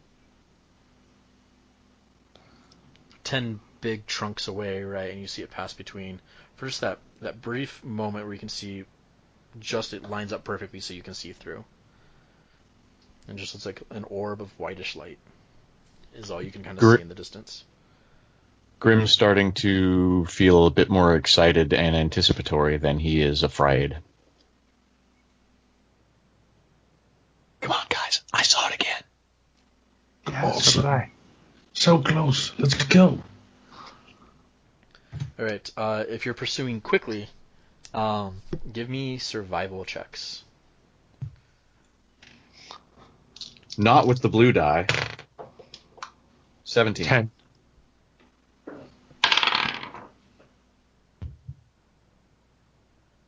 Uh, 15. Okay. Give me strength athletic checks. I will allow acrobatics instead. 14. 15. 17. Woo! And one more survival. 18. 9. 13.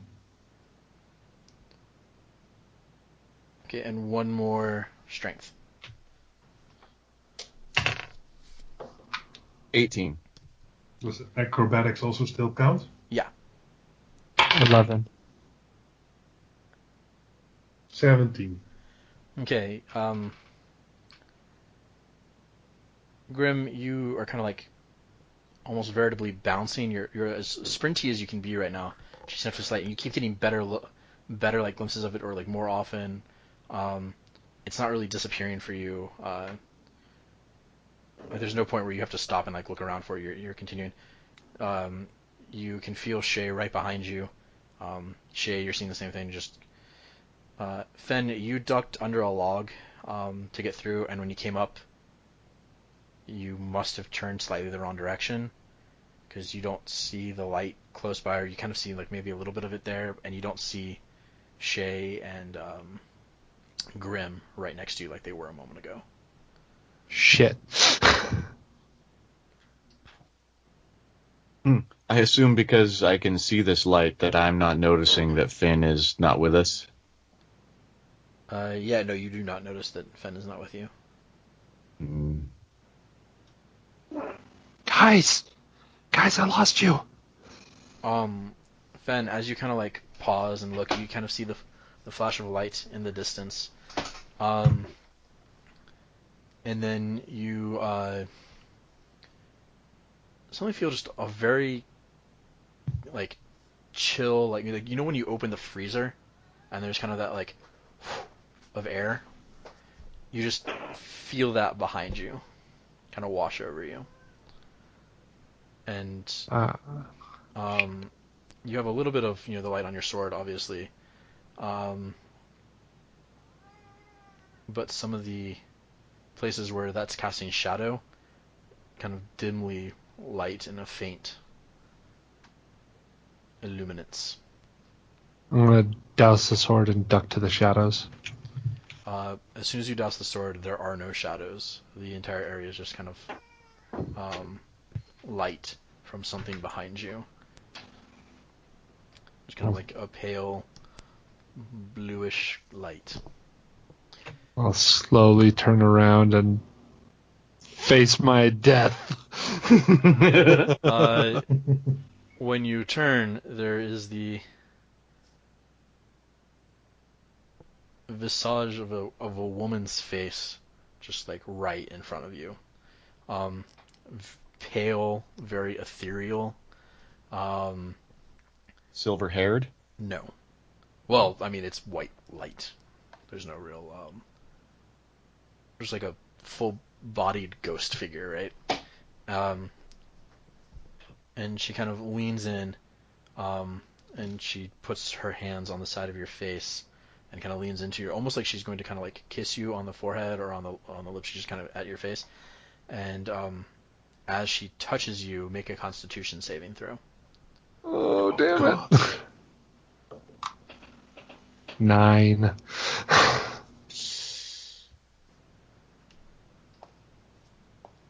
You take 6 points of cold damage, and you are unable to move. What do you need? What are you doing? Meow, indeed. I don't know what she wants. She's been so good up until now. Guys!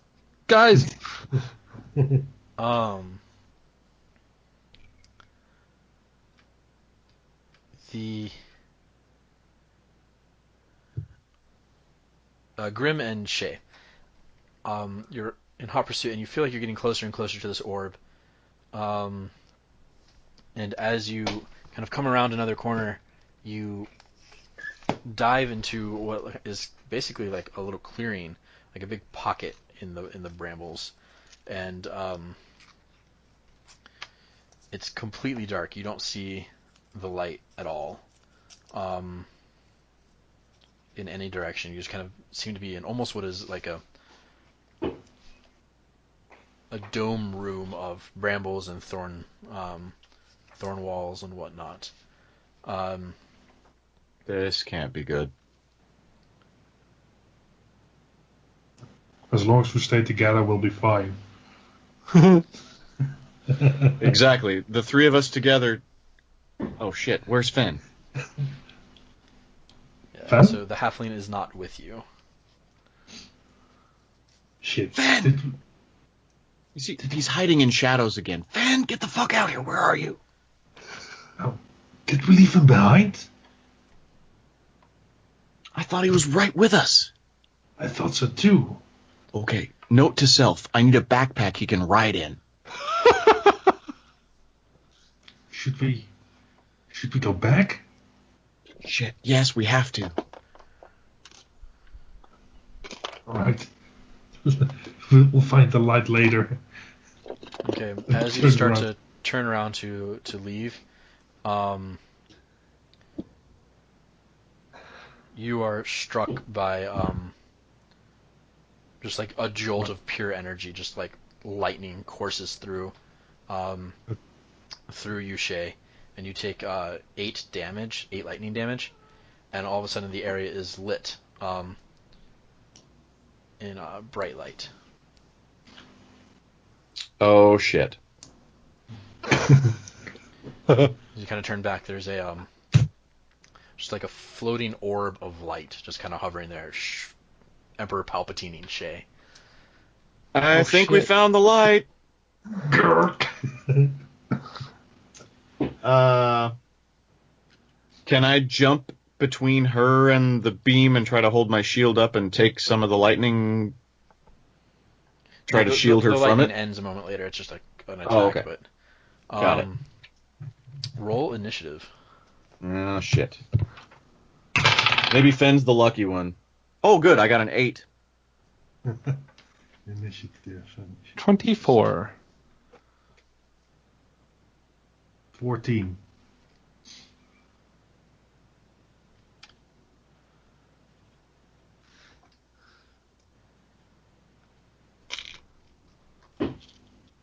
Jesus Christ. I've never looked at one of these things as decks before. That's unnecessary. Oh, good. One of these things. Let's see. Dex 25. 28. Jesus Christ. Yeah. Hey, guys, I when had we never die, played it before. I'm gonna I play mean, Monk next. holy Valrie. Okay, Shae. Then 14 for Phen. No, 22. Okay.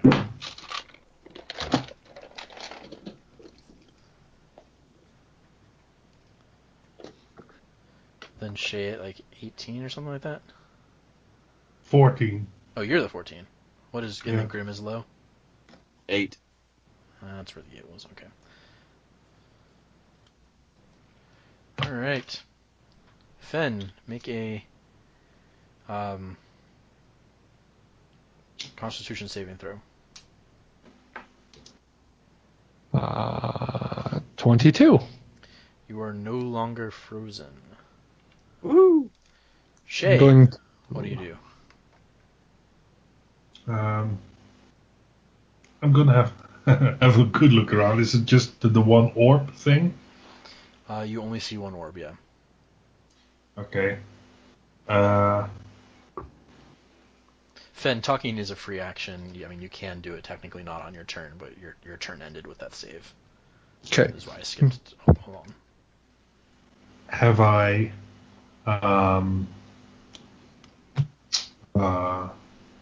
maybe read something about this before? Yeah, you can give me an Arcana check or a religion or I'll make maybe it. history with disadvantage. I'll make it Arcana. Got it. That's a natural 20. This is a Will-O-Wisp. You know this fucker's name. This is Bob, the Will-O-Wisp. From, I'm pretty sure Bob, the Will-O-the-Wisp was one of the voting options for the very first live Ac Inc. game where they rescued AFL from hell. Oh, nice. But Stinky, the rotting zombie was the one that was chosen instead. Do I know whether or not the wisps can understand me? Can understand my speech? You don't know that actually. You have heard that you know that they're undead things, spirits or whatever. You think spirits understand the languages they knew in life? You've heard that before? But then there are plenty of people who also believe that, they're just undead shells and don't understand anything. Right.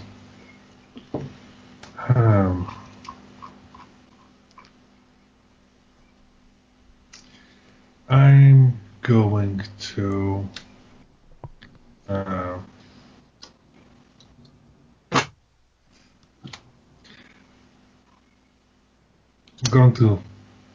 channel my power and suggest that it flees. Just flee. Well, at the in common at the wisp. Using suggestion. Okay.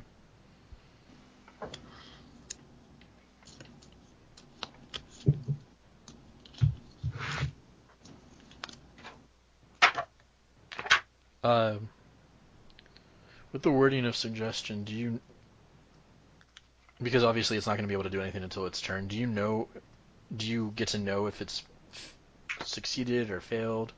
Like whether you actually are controlling it, or do you just find out when it actually takes its action?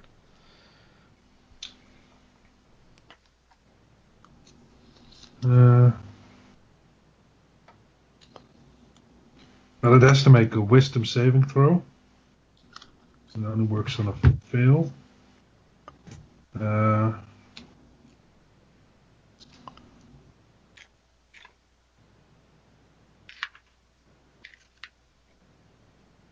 No, it doesn't say anything about it having to do. It has to do to the best of its ability, but not. Okay. I Like guess with Zone of Truth, you know if it succeeded, if it's under the So I've just always been curious. I never really looked up that. Okay, so it may or may not act on its turn to your requirements.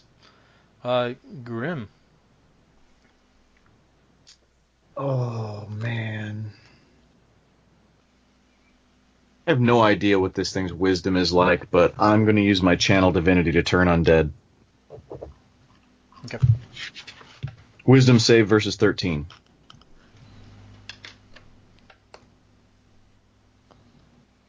What's the effect on success? Anything? It runs away. No, I mean, if they succeed on their save, does anything happen? Oh, if they succeed? No, I don't think so. Let me double check.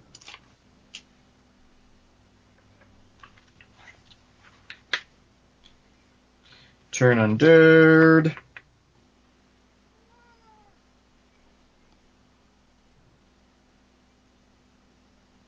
Yeah, it doesn't say anything happens if it passes the test.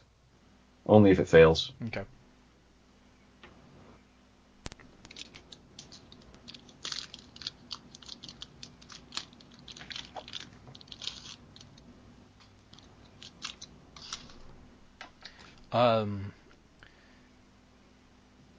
This one does not do anything. It just stays. It hovers in front of you. Shit. However, you do hear what sounds like the trailing, like, creepy fairy child laughter of, like, spirit things. You hear, like, that kind of trail off away from you. Almost as if something went away. Something else ran?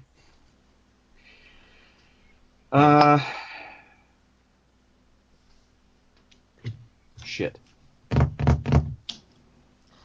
Alright, it already attacked Shae, so I'm going to go ahead and use my bonus action to cast Spiritual Weapon and make an attack. Alright. And that's my last second level spell. And the attack goes something like this. Ooh, that is a 23 to hit. That'll hit.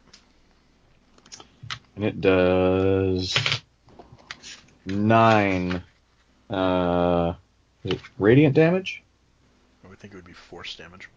It is force damage, yep. Alright, it takes 9 force damage.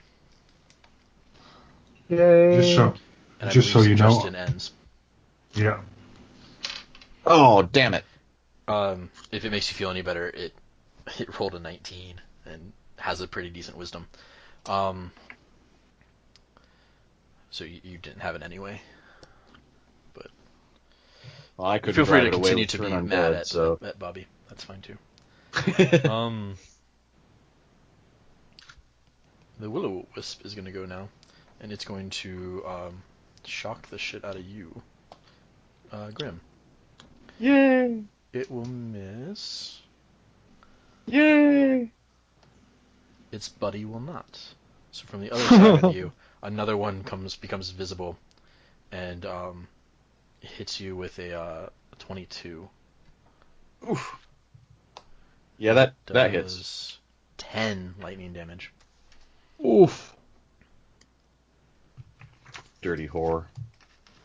I love these 4x6 index cards so much. They're the perfect height to like lean up against my computer screen and not take up any of the screen, but actually be able to lean up against the screen. So I have the map of Baytown, up like because it's a portrait style. It's up against my left speaker. The list of your guys' like background stuff is against the right speaker. My little whatchamacallit cheat sheet for you guys is that has like all your ACs and all that is up under Skype, so I can just look really quickly down there. And then the Shae herometer or hero meter is at the center of the screen. I have a little notebook right here. It's perfect. It is Phen. Going to And the ghost call. woman has disappeared. Oh, good. Guys! You two hear very close by Phen calling to you. Like, just on the other side of, like, these bramble walls and thorn area. So he can see the light. No. No? Uh-oh. No. It's pretty solid, but he's just on the other side of it, you think. I'll just call his name. And Phen, you hear them. I'm headed that direction. Okay, so you kind of get your bearings again and get there.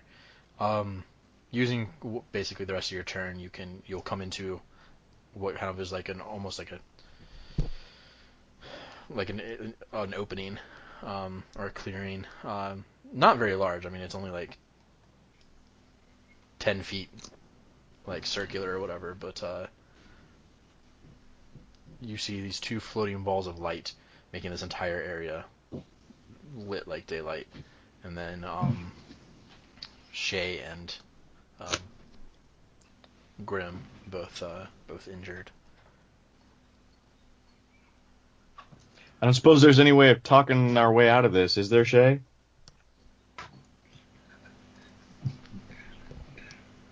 Maybe? You know that will-o-wisps, at least as according to legend, are evil. They're the spirits of evil people No. that often haunt battlefields and whatnot. I wouldn't count on it. Taryn was right!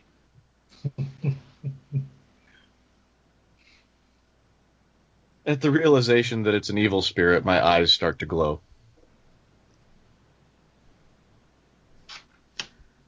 Shae. He's doing it again.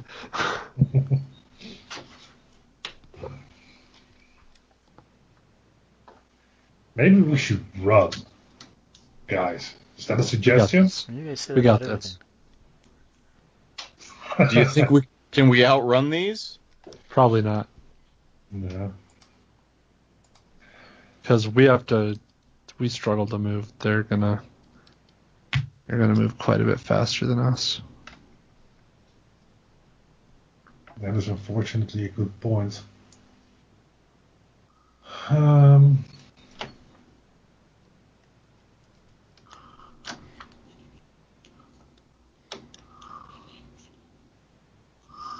Yeah, I'm going to use my Hexblade Curse on the first one.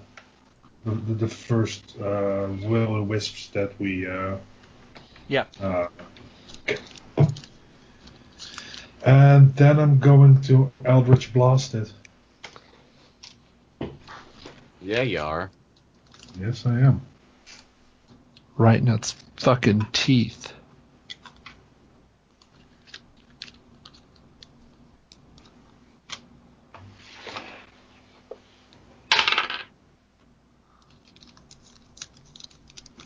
Okay, that is a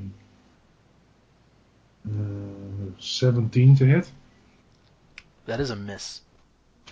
Oh no. Fuck. Yeah. Shit.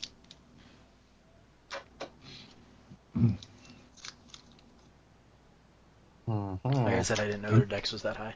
It's exciting. I'll try to move. You just say, oops, and drop your... walk away. I'll move. I'll move a bit away. Yeah, like to the edge of the clearing. Didn't mean to piss you off. My bad. We can talk about this. Oh, no, wait, we can't. It is Grimm's turn. So I have my my spiritual mace over next to the one that I hit with it, and the other one is kind of behind me on the other side. Yeah, How far away? right up on you.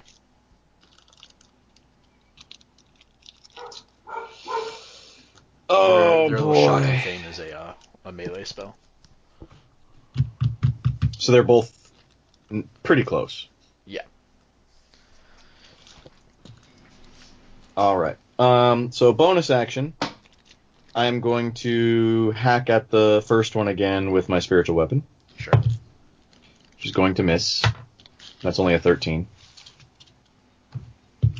And I'm going to turn and attack the other one with my Morning Star. Which is a 19 to hit. Barely. That does... Oh, good. 4 piercing. You do not think it took all of that. Oh... I see how it is.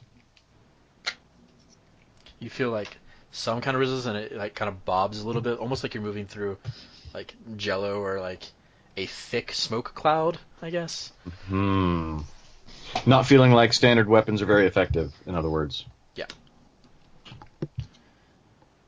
Damn it. No, it's cool because I've given you guys at level 3 so many magical weapons that you're good to go. Yeah, we'll be fine. Yeah. Totally. Oh look, it's their turn. Oh, good. I was hoping it would be. The damaged one will turn invisible. What? Pussy. The other one will shock Shae. Bzz. Kirk. 18. Is this? Fuck. Yeah. What? The These hit dice are or- rolling very well, but I feel like they are rolling more. So these are new dice that I got courtesy of the people who produce Battlemat. Which, while the Battlemat itself is nice and you guys will never get to use it, and it increased a little bit, it came with a nice little like gunmetal shiny marbly dice. You know what I mean? Cool. They're actually quite nice. What? Was that damage or just a hit? That was the hit. Oh, okay. It has rolled a 1 on each of these d8s though. For the first one. But it has rolled a pretty good number of 8s on the second one, so you take 9 points of damage. This is magical, by the way. This is a spell, yes. So is that okay? But it's spell damage. Don't you have advantage versus saves? Yeah. Yeah, so that doesn't apply.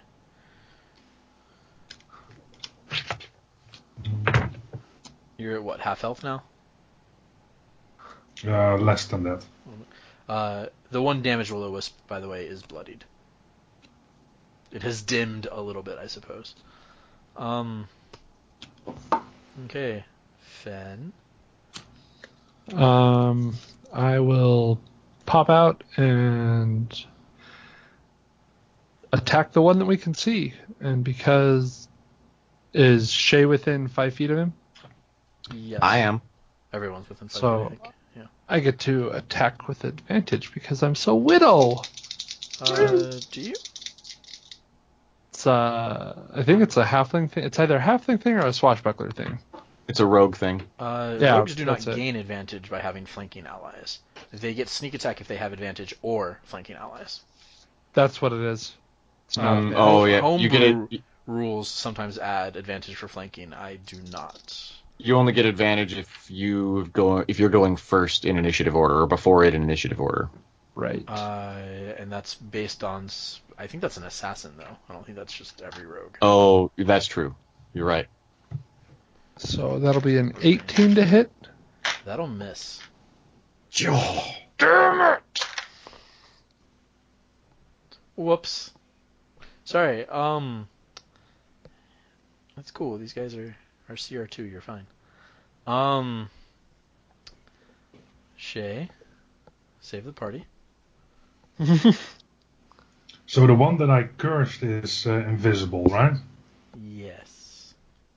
Yeah, well, that's useful. Does cursing allow you to track it or anything? Or No. I thought one of your things maybe did.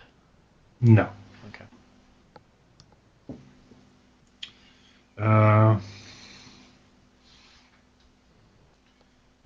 Yeah, I'll Eldritch Blast the one that I can see. At least I'll try. No, that's not high enough.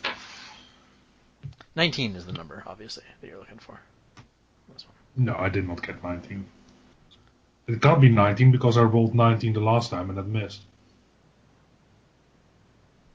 Well, only one person has rolled a 19 as far as I know. Oh yeah, right. No, Okay. you're right. Okay.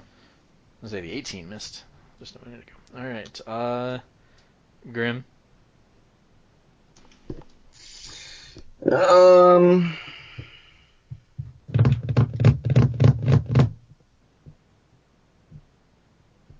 I hate to do this, but I got to drop spiritual weapon. Actually, just casting guiding bolt will drop it for me. Guiding Bolt's not a concentration spell. No, but spiritual weapon is, so by casting guiding bolt, it will drop spiritual weapon. That is 'cause a I common can't misconception. maintain both. You No? don't have to drop a concentration spell to cast another spell, unless the other spell is a concentration spell. That's how I've always played it. I just assumed that's what it was. Yeah, that's not the rule. But I will take your word for it and make a ranged spell attack against the target. Unless I've been misreading that this whole time. Oh, that's a nat 20. What did you cast? Guiding bolt. Yeah, It's a ranged that's gonna spell hurt this. attack. Yeah.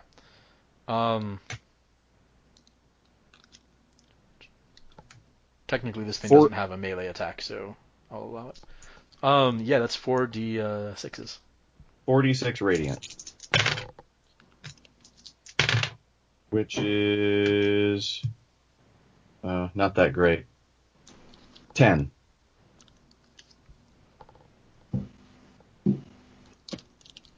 You want to try to jazz that up with some narrative? Yeah, I don't quite burst into flames, but the sparks from my eyes start to really, like, flowing like tears and dropping to the ground. And in a long, slow shriek, I just scream Valrier's name as I call down this bolt of light to strike it. The giant bolt of light deals an additional 1 damage and kills the will-o-wisp. Bam! It is now dark in the area. No, it's not. Sword's out. Oh, that's Oh, wait. true. No, because it's all a concentration spell. Light is not Light a concentration no. spell. Oh.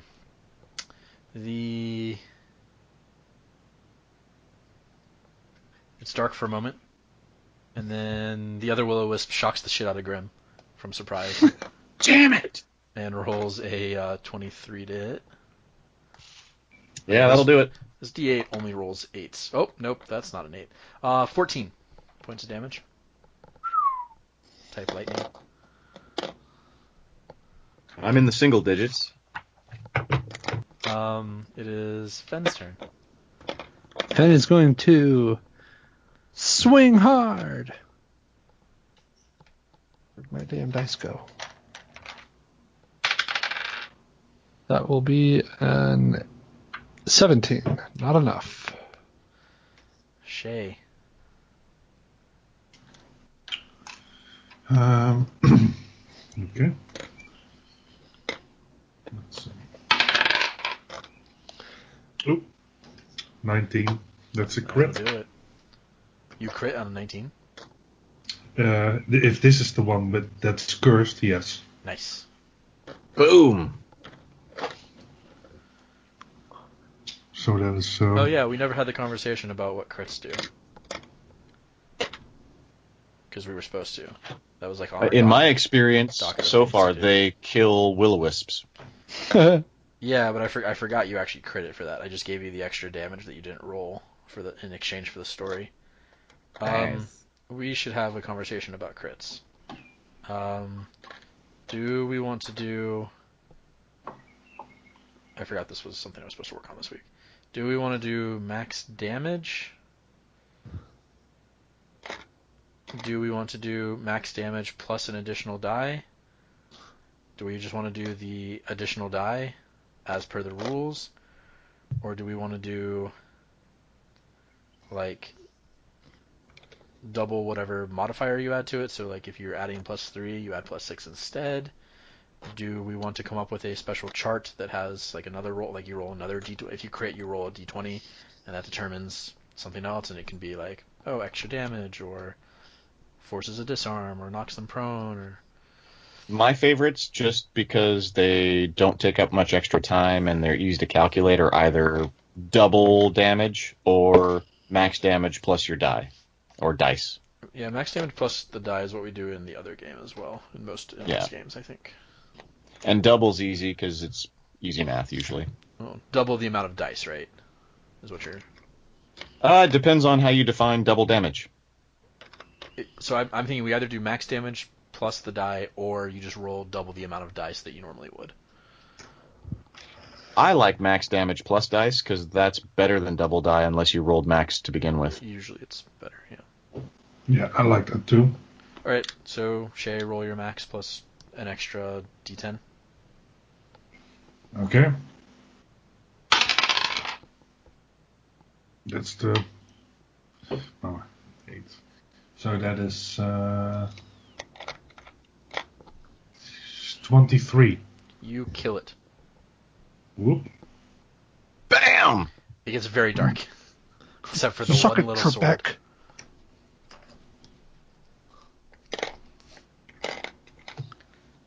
And the light on that sword only has about another 20 or 30 minutes. As each of these will-o-wisps fade, you kind of hear that light tinkling, like creepy, almost kind of childish laughter, like that I can't do because I can't make my voice go that high. But it's creepy as fuck and makes the hair on my neck stand up. Probably a little bit. It's like a cross between like child laughing and like breaking glass, or like tinkling glass. You know, like. I'm silently praying to Valrier and just wishing I could fall asleep and have a nightmare right now.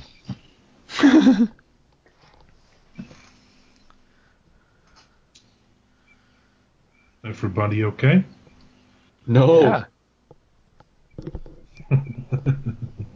I'm not okay in any sense. Shae, how are you doing?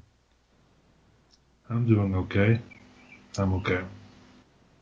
Alright, I'm going to cast Cure Wounds on myself then.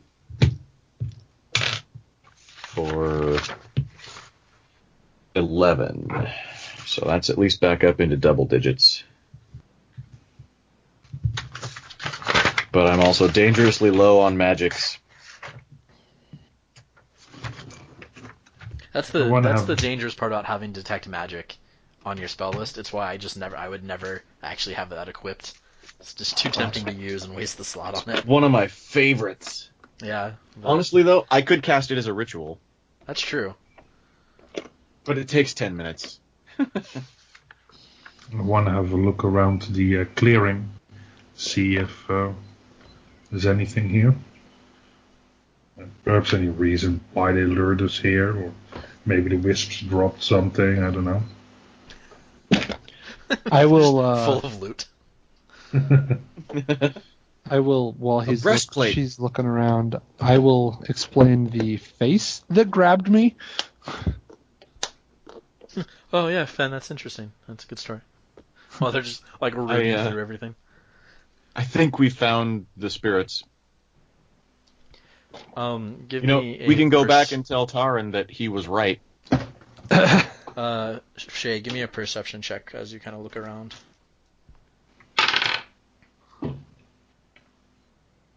19. You see, on the ground between some thorns, kind of sticking out, what looks like a weird stick. It looks pretty smooth, except for what looks like a shattered edge.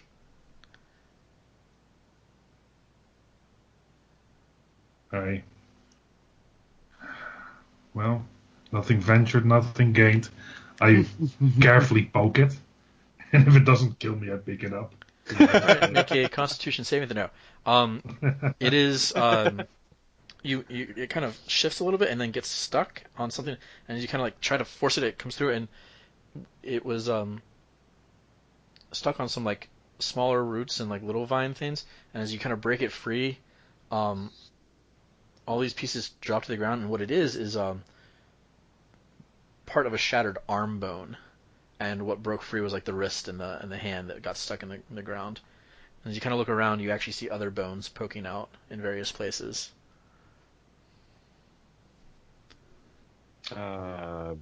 This is a kill box. Yeah. And we're in it. Is this like an old bone? Yeah. Quick, loot the corpses. All the corpses. And as you kind of look around more, you actually see that there's like what looks to be like scrap, and you have to kind of like actually look down in, because it's almost like the thorny branches have almost formed like fluorine and like whatnot. So you can look under them and you see like the muck and dirt and other growth and whatnot, and you see look to be like the remnants of maybe like armor and like some clothing here and there, but mostly just the bones.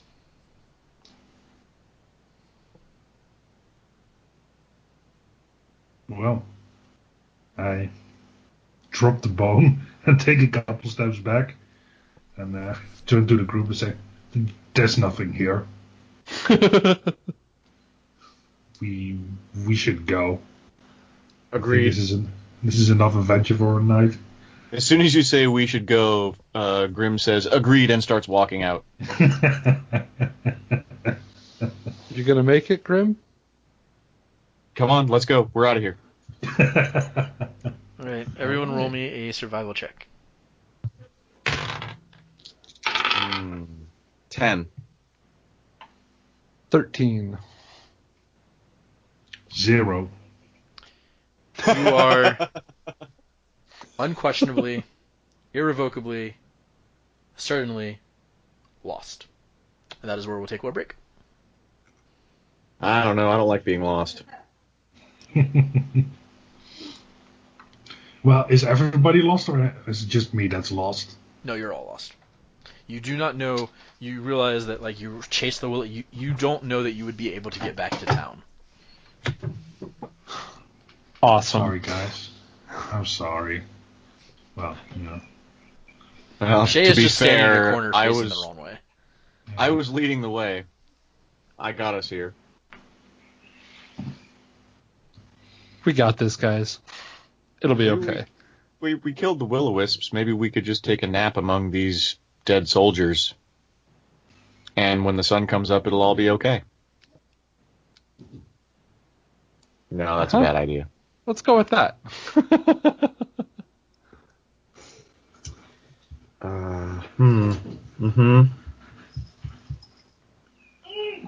Random direction? Not actually. I think that staying here till morning is probably the best option. There's only really Yeah, two ways out honestly, of here. Back kind of the way you came, but then you don't know that you'd be able to find where you went. And there is a path that leads onward and out of here.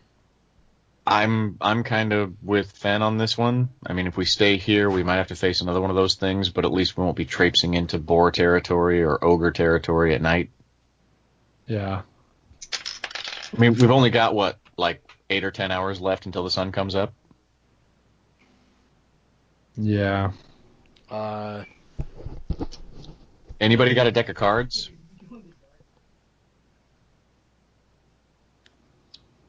No? You want to play cards at night? Well, I can light us up, a little bit if we have to. I can see the cards just fine. Yeah, no, I think just making camp here and hoping for the best. How about let's start with trying to just sit down and rest for an hour and see what happens?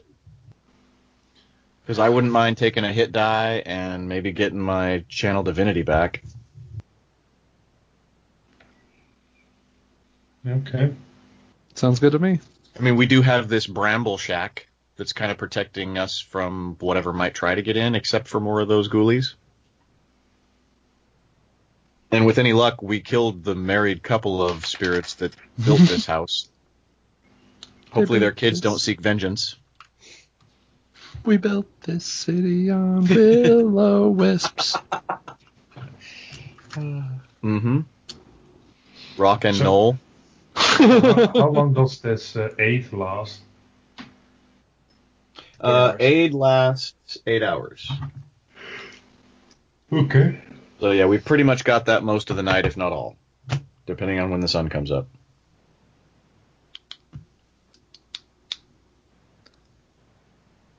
We can build a fort from these bones. Please don't. Bone fort. So we get an hour, DM. An hour is, I don't think an hour is a short rest. Hour is a short rest, yeah. Oh, okay. Stand corrected. You think that sounds more reasonable than 8 hours? I'm happy to try it an hour at a time. Roll a d12 Grim. 12. 11. You make it an hour, yes. You get a short rest.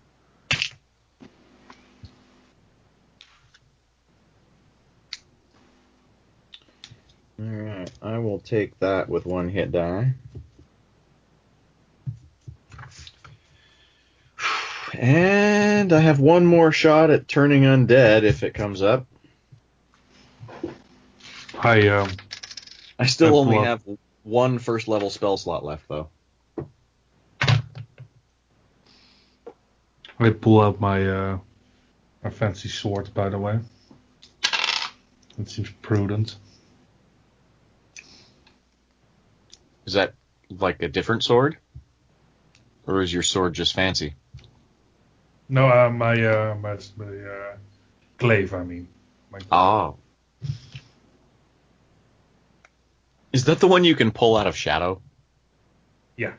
That is the coolest thing ever.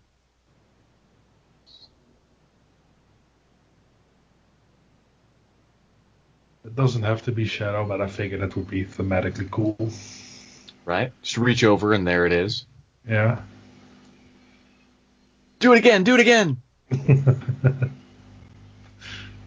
You have plenty of shadows to go around. I throw it in one shadow and it comes out of another one. Okay, now you're just showing off, Shae.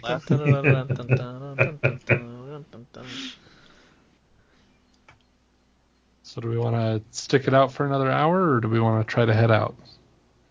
There's no further benefit to more short rests. There would only be if you eventually made it to the 8.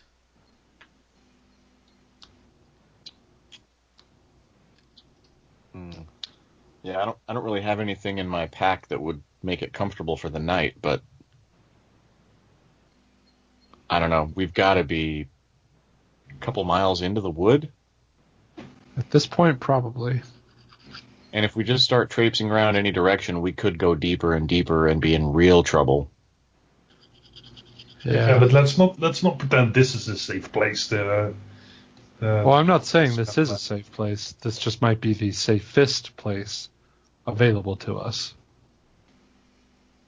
That's not saying much. No, it's not. We should try and spend the night here and maybe rotate watch. I think we And should then watch at things. dawn, when whatever that ship was attacks Baytown, we can just follow the sounds of battle back out. Yeah, I think we should have a double watch. That works. I'll take a 3 or 4 hours first watch. Yeah. I'll stay up first watch and second watch, and I'll wake Shae up. Let Shae sleep between us. Yeah. Like that you think you'll be able to sleep. Or at least rest. But after 4 hours, then, Grim, you can go to sleep, and I'll wake up Shae for second watch with me, and then I'll go to sleep and wake you up for the last watch. Fair enough.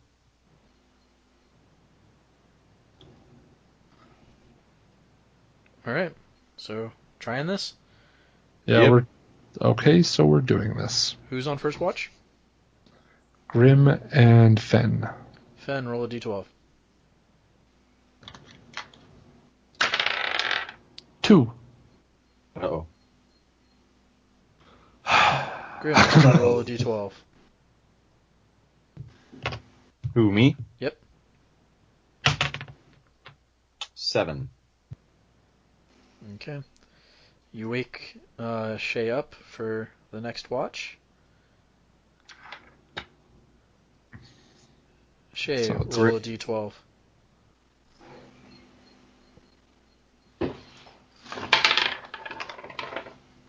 11. Woo! That's one more 1 in the number than I was expecting. Right? Roll a perception check. Oh, shit. Everybody on watch, or just Shae? Everyone on watch. 19. 6. Phen, you hear a crunch of something not too far off. You believe there is something moving through the wood, not necessarily towards your location or, well, no, but somewhere. Like, if you were to look down on this and plan, you have no idea what maze-like effects, they could be on the other side of a quote-unquote wall or whatever. There's no real way to tell that kind of thing from where you are right now. But moving very close to you, you believe, is more than one large creature.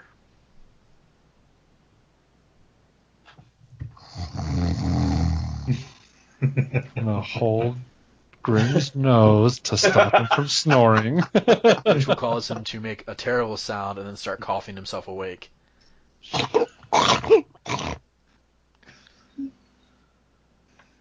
And then I'll hold my fingers up and look at Shae and Grim, and then point to hold my finger to my mouth, like shh, but not actually make any noise. And then I'll point to my ear, and then I'll point to the direction that I think that it's coming from. Sure. What? Grim will immediately stand up, put a hand on the Morning Star, and brandish my shield, but I won't pull the Morning Star out until I know there's something that the chain won't bother. Shae doesn't move. Just...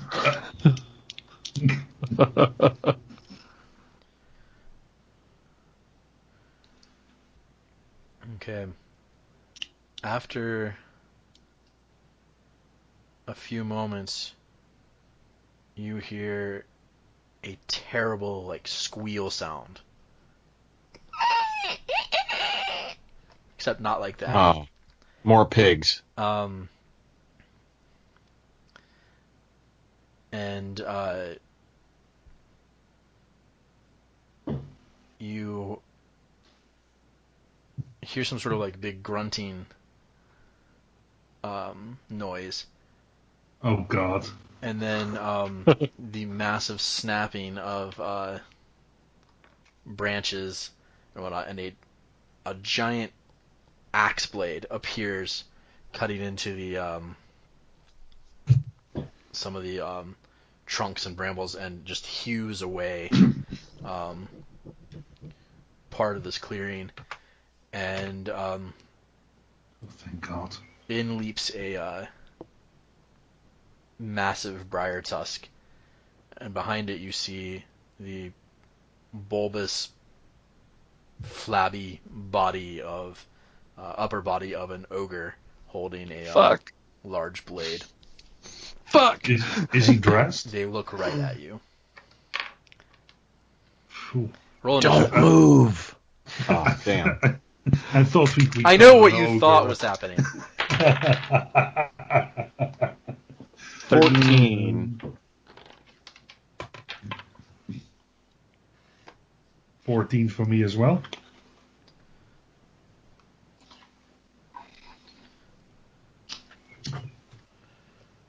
So 2 14s. Who else? I had a 13. Okay.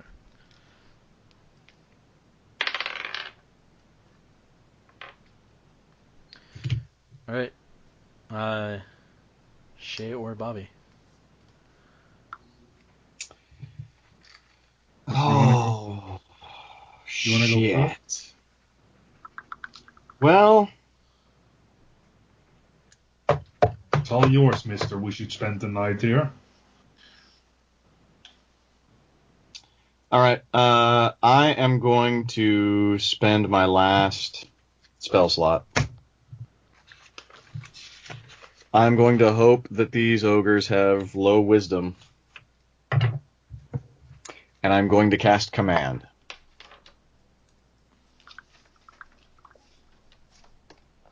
And my single word vocal command is retreat.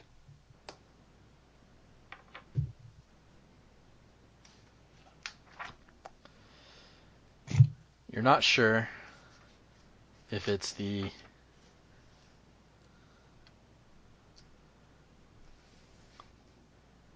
surprise at finding you, the anger at finding you, or the hunger in his eyes, but he completely shakes off the effect. Shit. All right. Then War Priest. Attack on bonus action. Going after him with the Morning Star. Oh, shit. That's only a 9 to hit. Not quite enough. Damn it. Sorry, Shae. It's all on you. Oh boy.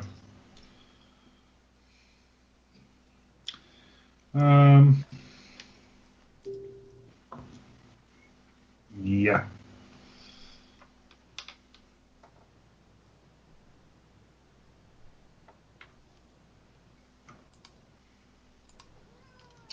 I am going to hex the ogre.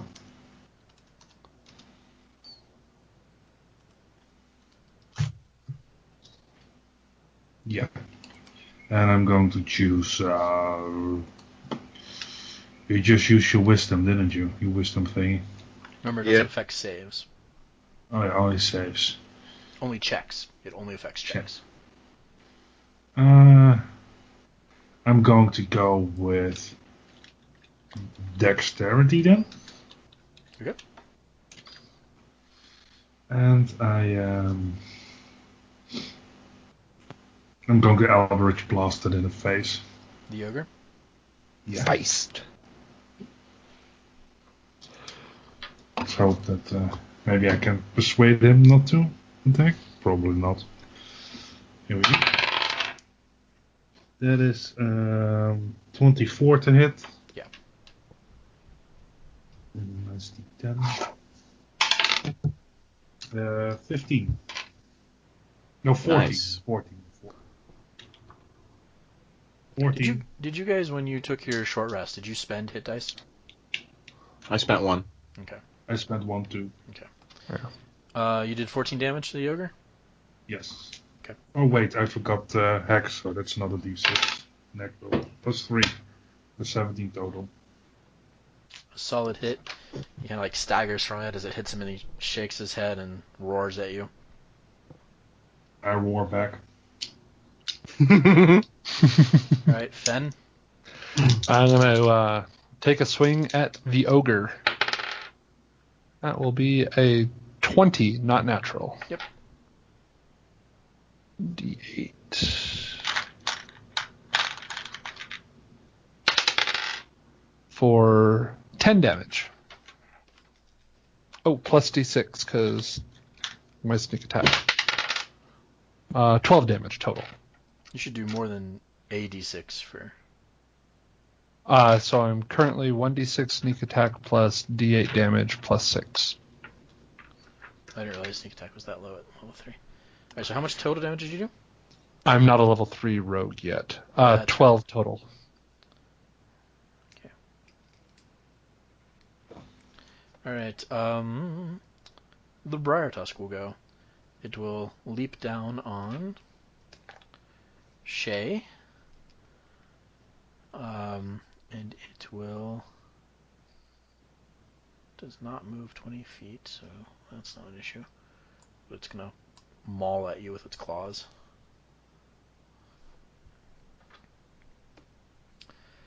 Gonna roll a It's 24 to hit you. That'll do. It's not a snake, is it? What? It's not a snake by happenstance, is it?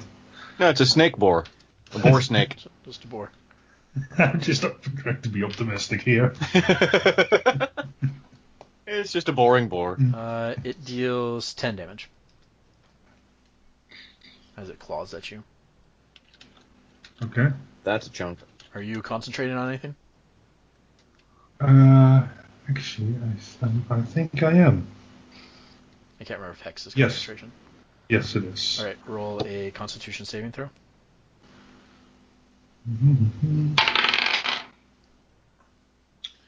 That is plus 2. That's 21. You're good. Alright, now the ogre's gonna go. The ogre pushes aside some more of the brambles and gets a good swing ready for Grin. Mm-hmm.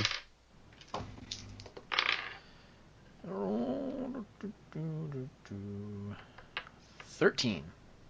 Yes. I mean, no. Grim. Okay.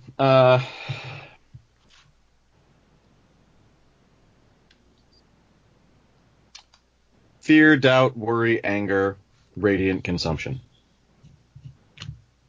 The glowing eyes, the sparking, the 10-foot radius of blinding, flashing light. Everyone within 10 feet of me takes 2 radiant damage. I take 1. They take how much?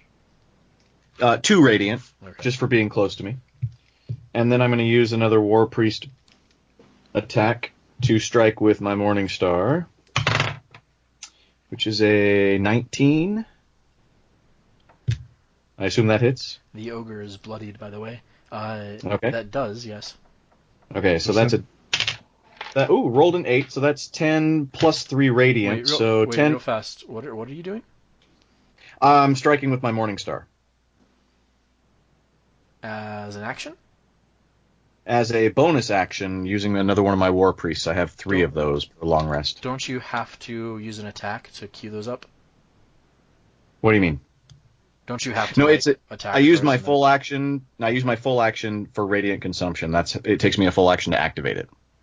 Right. And then War Priest lets me attack as a bonus action, but I only can do it 3 times per long rest. I thought you could only do it to follow up the attack action, though. I thought it had another trigger. Oh, maybe. I don't know. Let's look. I think I questioned this last time too. You could be right. How far away am I from Grim? You're gonna get hit. You're all within 10 feet of each other. Okay. It's a pretty small little space still. This is a war domain specifically, right? Oh, yep, you're right. I have to use an attack action to do it, so disregard. It's like other bonus attacks. Yeah. Sorry, man. No, that's good. I don't think I have anything else I can do as a bonus. Healing word, if you have any slots. I don't have that. Oh, okay. Shae. Okay. Well, I've got a boar right on top of me. It's nice. I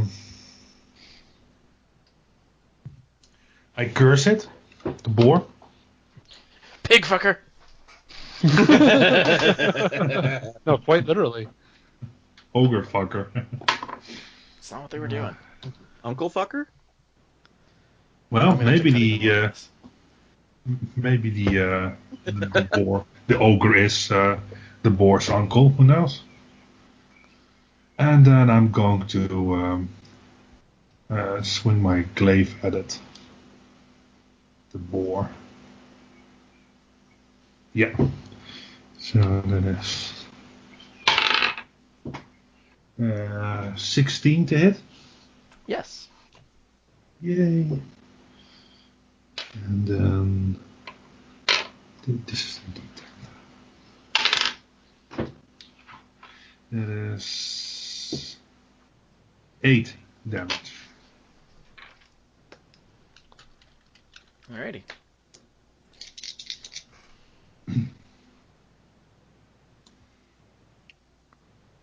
That all?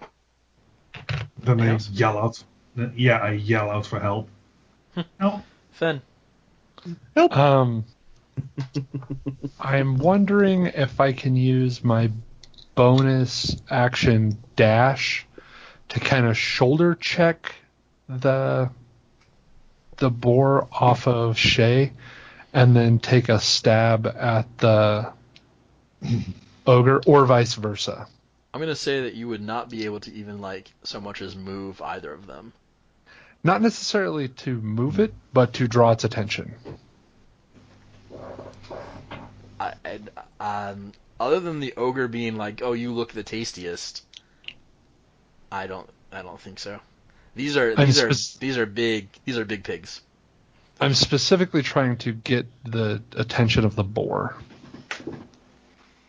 Is there a Hey, distract piggy action? pig. Or was that an old rogue thing? I Old think rogue it's thing. an old rogue thing. That's like 2nd or 3rd edition. They had it in, Or maybe, might be fourth AD&D. as well. No, they had it in 4th Ah. as well. It's what you use to or early, maybe playtest of 5th, where you could half someone's damage if you were near them by distracting the. How about animal handling to distract it? I would say you have to use your full action if you want to try to do anything to the significant to the boar. Can you ask the ogre for help? Maybe on animal handling? The ogre is bloodied. Yes. How Save bloodied? Save Shae? Alright. We'll stab at the boar. That's the best way to distract him, is to hit him and make him bleed. Yeah. So 23. Yeah. Or 14. Did you add sneak attack? Yep. Okay. The boar is very bloodied.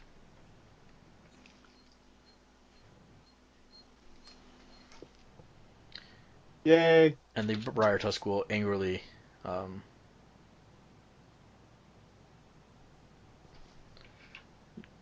You should have jumped on its back to try to ride it. Dude, that would have been awesome. it's going to Damn, angrily, why wasn't I thinking faster? try to gore Shae with its tusks. Oh, apparently you just made it mad. It rolled an 11. Oop, nope. Sweet. The ogre is going to Come on, big stupid. attack Phen. Oh, is he scared of me just because I'm on fire? No, Phen stabbed his pig. He rolls an 18. That hits. Let's see. So you get away, you stab the pig, haha, and then giant axe down your back. Fuck! Zoinks! You take 10 damage. This is fine. These things hit hard. Like, oh my god, these things hit hard. They're big creatures that are. So that's the tricky thing about CR2. Shit like ogres, and I think my Briar Tusk is about a CR2. I think that's pretty right. I'm also not used to combat with a level 3 cleric. I mean, Thorlin could take this thing out and not sweat taking 40 or 50 hit points of damage. I mean, you're doing fine. You guys bloodied it in like 2 hits. You're fine. Just be glad it was one ogre and one Briar Tusk, not like a more active patrol if he's got like 2 Briar Tusks on a leash, or like 2 ogres and a Briar Tusk sniffing out. Don't give yourself any ideas. Shh. No, I specifically was like, Same I'm team, gonna take same some team. stuff out of this. I also almost made the Briar Tusk a like better Briar Tusk. It doesn't matter. A dire briar tusk? So you took the 10 damage, and it goes to Grim. Okay. 2 radiant for everybody close again. That's everyone in the battle. And then I'm going to swing at him with my Morning Star for a normal attack. It's going to be a 17 plus 4, which will deal 10 piercing and 3 radiant. Like in this white D8. I'm going to use my bonus attack as War Priest and go for it again.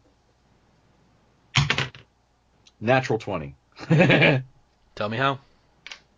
Yeah, so with the sparks flying from my body and from my weapons, I will leap at it.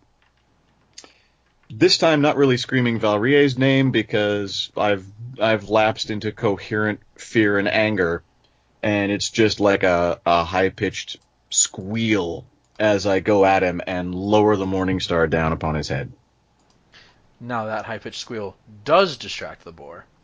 You kill the ogre by just like battering into its skull and collapsing its face. Yo, the boar turns to me. Not really, but it's distracted. I'm going to look over my shoulder back at it with like tears of spark falling from my face and just a grim determination. Grim with a lowercase g. Yeah. Shae? I'm gonna use my bonus action to move the hex over to the Briar Tusk. And then I'm going to flill my glaive at it in blind panic.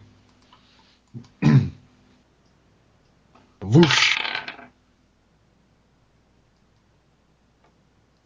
That's 16. That'll hit. How cool would it be if instead of pulling your glaive out of shadow, you pulled it out of the boar? That would be interesting. That's an auto hit, right?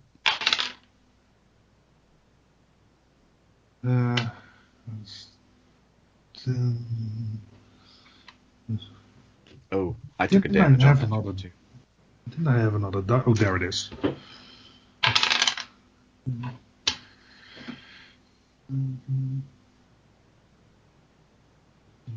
21 damage. Dead. Brutalized. 21? Yes. Damn, girl!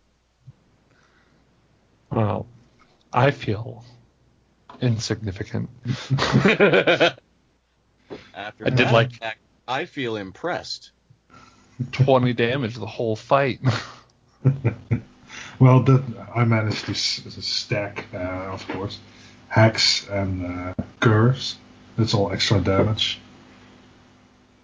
Nice. We are out of initiative. I'm going to walk Shae away pulls on the from ground my and friends sighs. toward where they came from, but I'm going to keep Radiant Consumption dripping and radiating just in case something else is coming and look for it. Stay at least 11 feet away from us, please. I'm moving away. Yeah, moving away from you toward where they came from. You said like a forest on fire? If 2 radiant damage would start a forest on fire, then yes. Hopefully that doesn't. You don't see anything through the woods. Okay. Except, I'll down. Clear ways, and kind of, as you look out, you can kind of see, not a path, but a way that you could follow that's generally back in the direction towards town. It's a little bit a little bit more open now from the battle. The radiance sort of... But there's also the way behind you. Flickers and shimmers out, and the sparks fall to nothing, and the glow in my eyes recedes. And just like dripping with sweat and exhausted, I'll turn back to my friends and say, I think I see a way out. Yeah, can we go, please? Let's roll this ogre's body and see if he's got anything, and then we'll go. Loot that corpse. Yeah, I'm gonna loot the corpse. Or try. You find what appears to be just like I cast Spare the Dying on the ogre. No, I don't.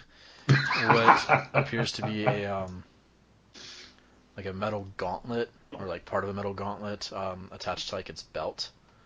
A couple other weird scraps of things, some food. A sack full of mushrooms, but that's it. Is that gauntlet taking it all goldish in color with space for jewels on the knuckles? No. Okay. Crappy and old. We'll figure out what it is when we get back to town. Scooping it all up and taking it with us. Probably big enough for you to wear as a helmet.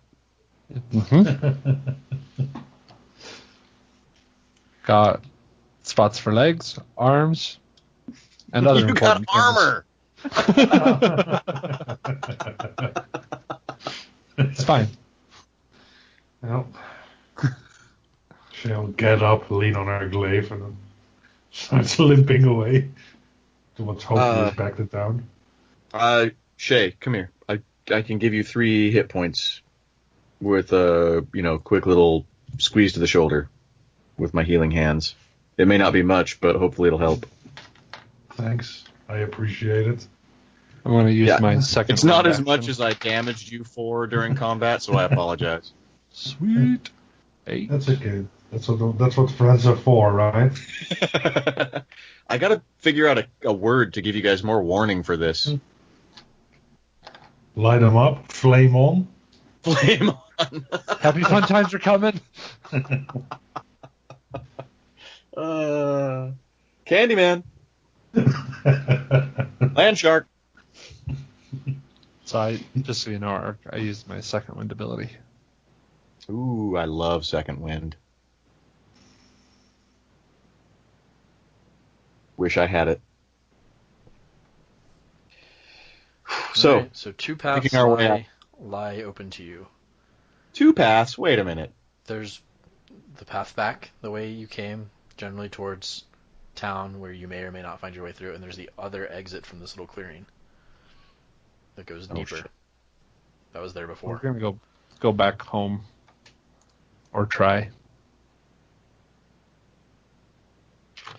Yeah, I'm not as hurt as I could be, but I really am kind of useless at this point, other than being able to pray and swing a morning star. Yeah, we'll just try to get back to town. I'm mostly okay. I can still turn undead if something shows up and has a low whiz. Okay. Yeah, let's go back to town. I say we go back, we find Terran, and we tell him this story. We tell him just how right he was. Yeah. You start off through kind of the where the ogre busted through the clearing. It's nearly impossible to tell if this is the way you came before. You can kind of barely see the sky above. You can't really orient yourself with the sun, but you think you're kind of able to get in the general direction. Give me survival checks.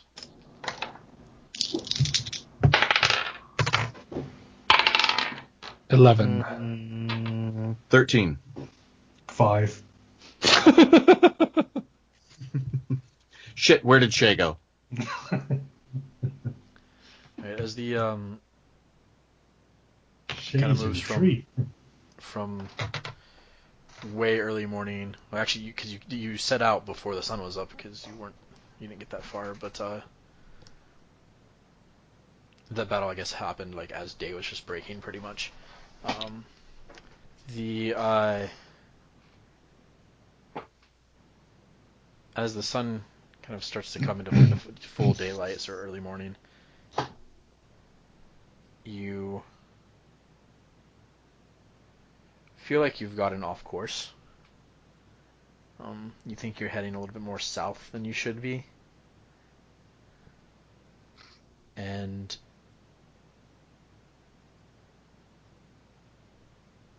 you come upon what looks to be some form of not like tunnel, but like a more clear path through the woods, heading kind of left from you. And on closer inspection, you see that kind of what's forming the opening of this path is a hard to see and overgrown stone pillar, and then another one about 5-6 feet away, or actually I guess 10 feet away. Waystones? Maybe, but they look like they really just look like field stone pillars, as if they had been stacked and mortared here at some point in time, but now they've been pushed aside and crumbled, but you can definitely see their general shape. In fact, some of the vines that have broken through on the left side, some of the stones are floating in the air, being held just by vines that have pushed through everything completely. But that kind of opens if those were like the gateway or approach of something, it opens like what you can kind of navigate as a path, clearly going to the south. If there's like a structure here, maybe we can take shelter in there and get some rest. Well, let's take a look. Let me go first. Okay. I will approach it immediately. Okay, as you kind of go down the path, as you go down the path, it kind of winds and winds a little bit. You come around the corner, you look ahead, and you see what looks to be the very overgrown and destroyed, both by this and possibly something else, dark stone remnants of what may have been some sort of fortress or castle. And that is where we will stop. Damn, Shae. You found us a castle. Woohoo! New base of operations. Totes. Alright, That was fun, guys. Everyone receives 1,250 experience. Woo! Wait, that means we go up a level. That's 450 per pretty much any enemy killed in encounters,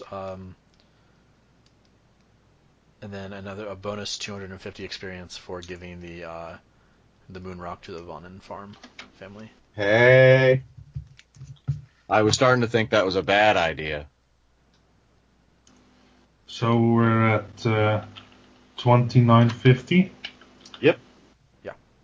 Nice. That'll put us at 4th level for next session. And next session we'll begin at 4th level in the shadow of this dark, overgrown fortress. See, 4th level sucks, because now I have to decide, do I want to take a feat or a couple points? The answer is almost always feet. Almost always. I generally go that direction, but... Especially with kind of generally how your stats are working out already, I would say. Mm-hmm. Or the general, because you'd have to go so far to get anything to, the 20. Oh, that bumps up my radiant consumption, too.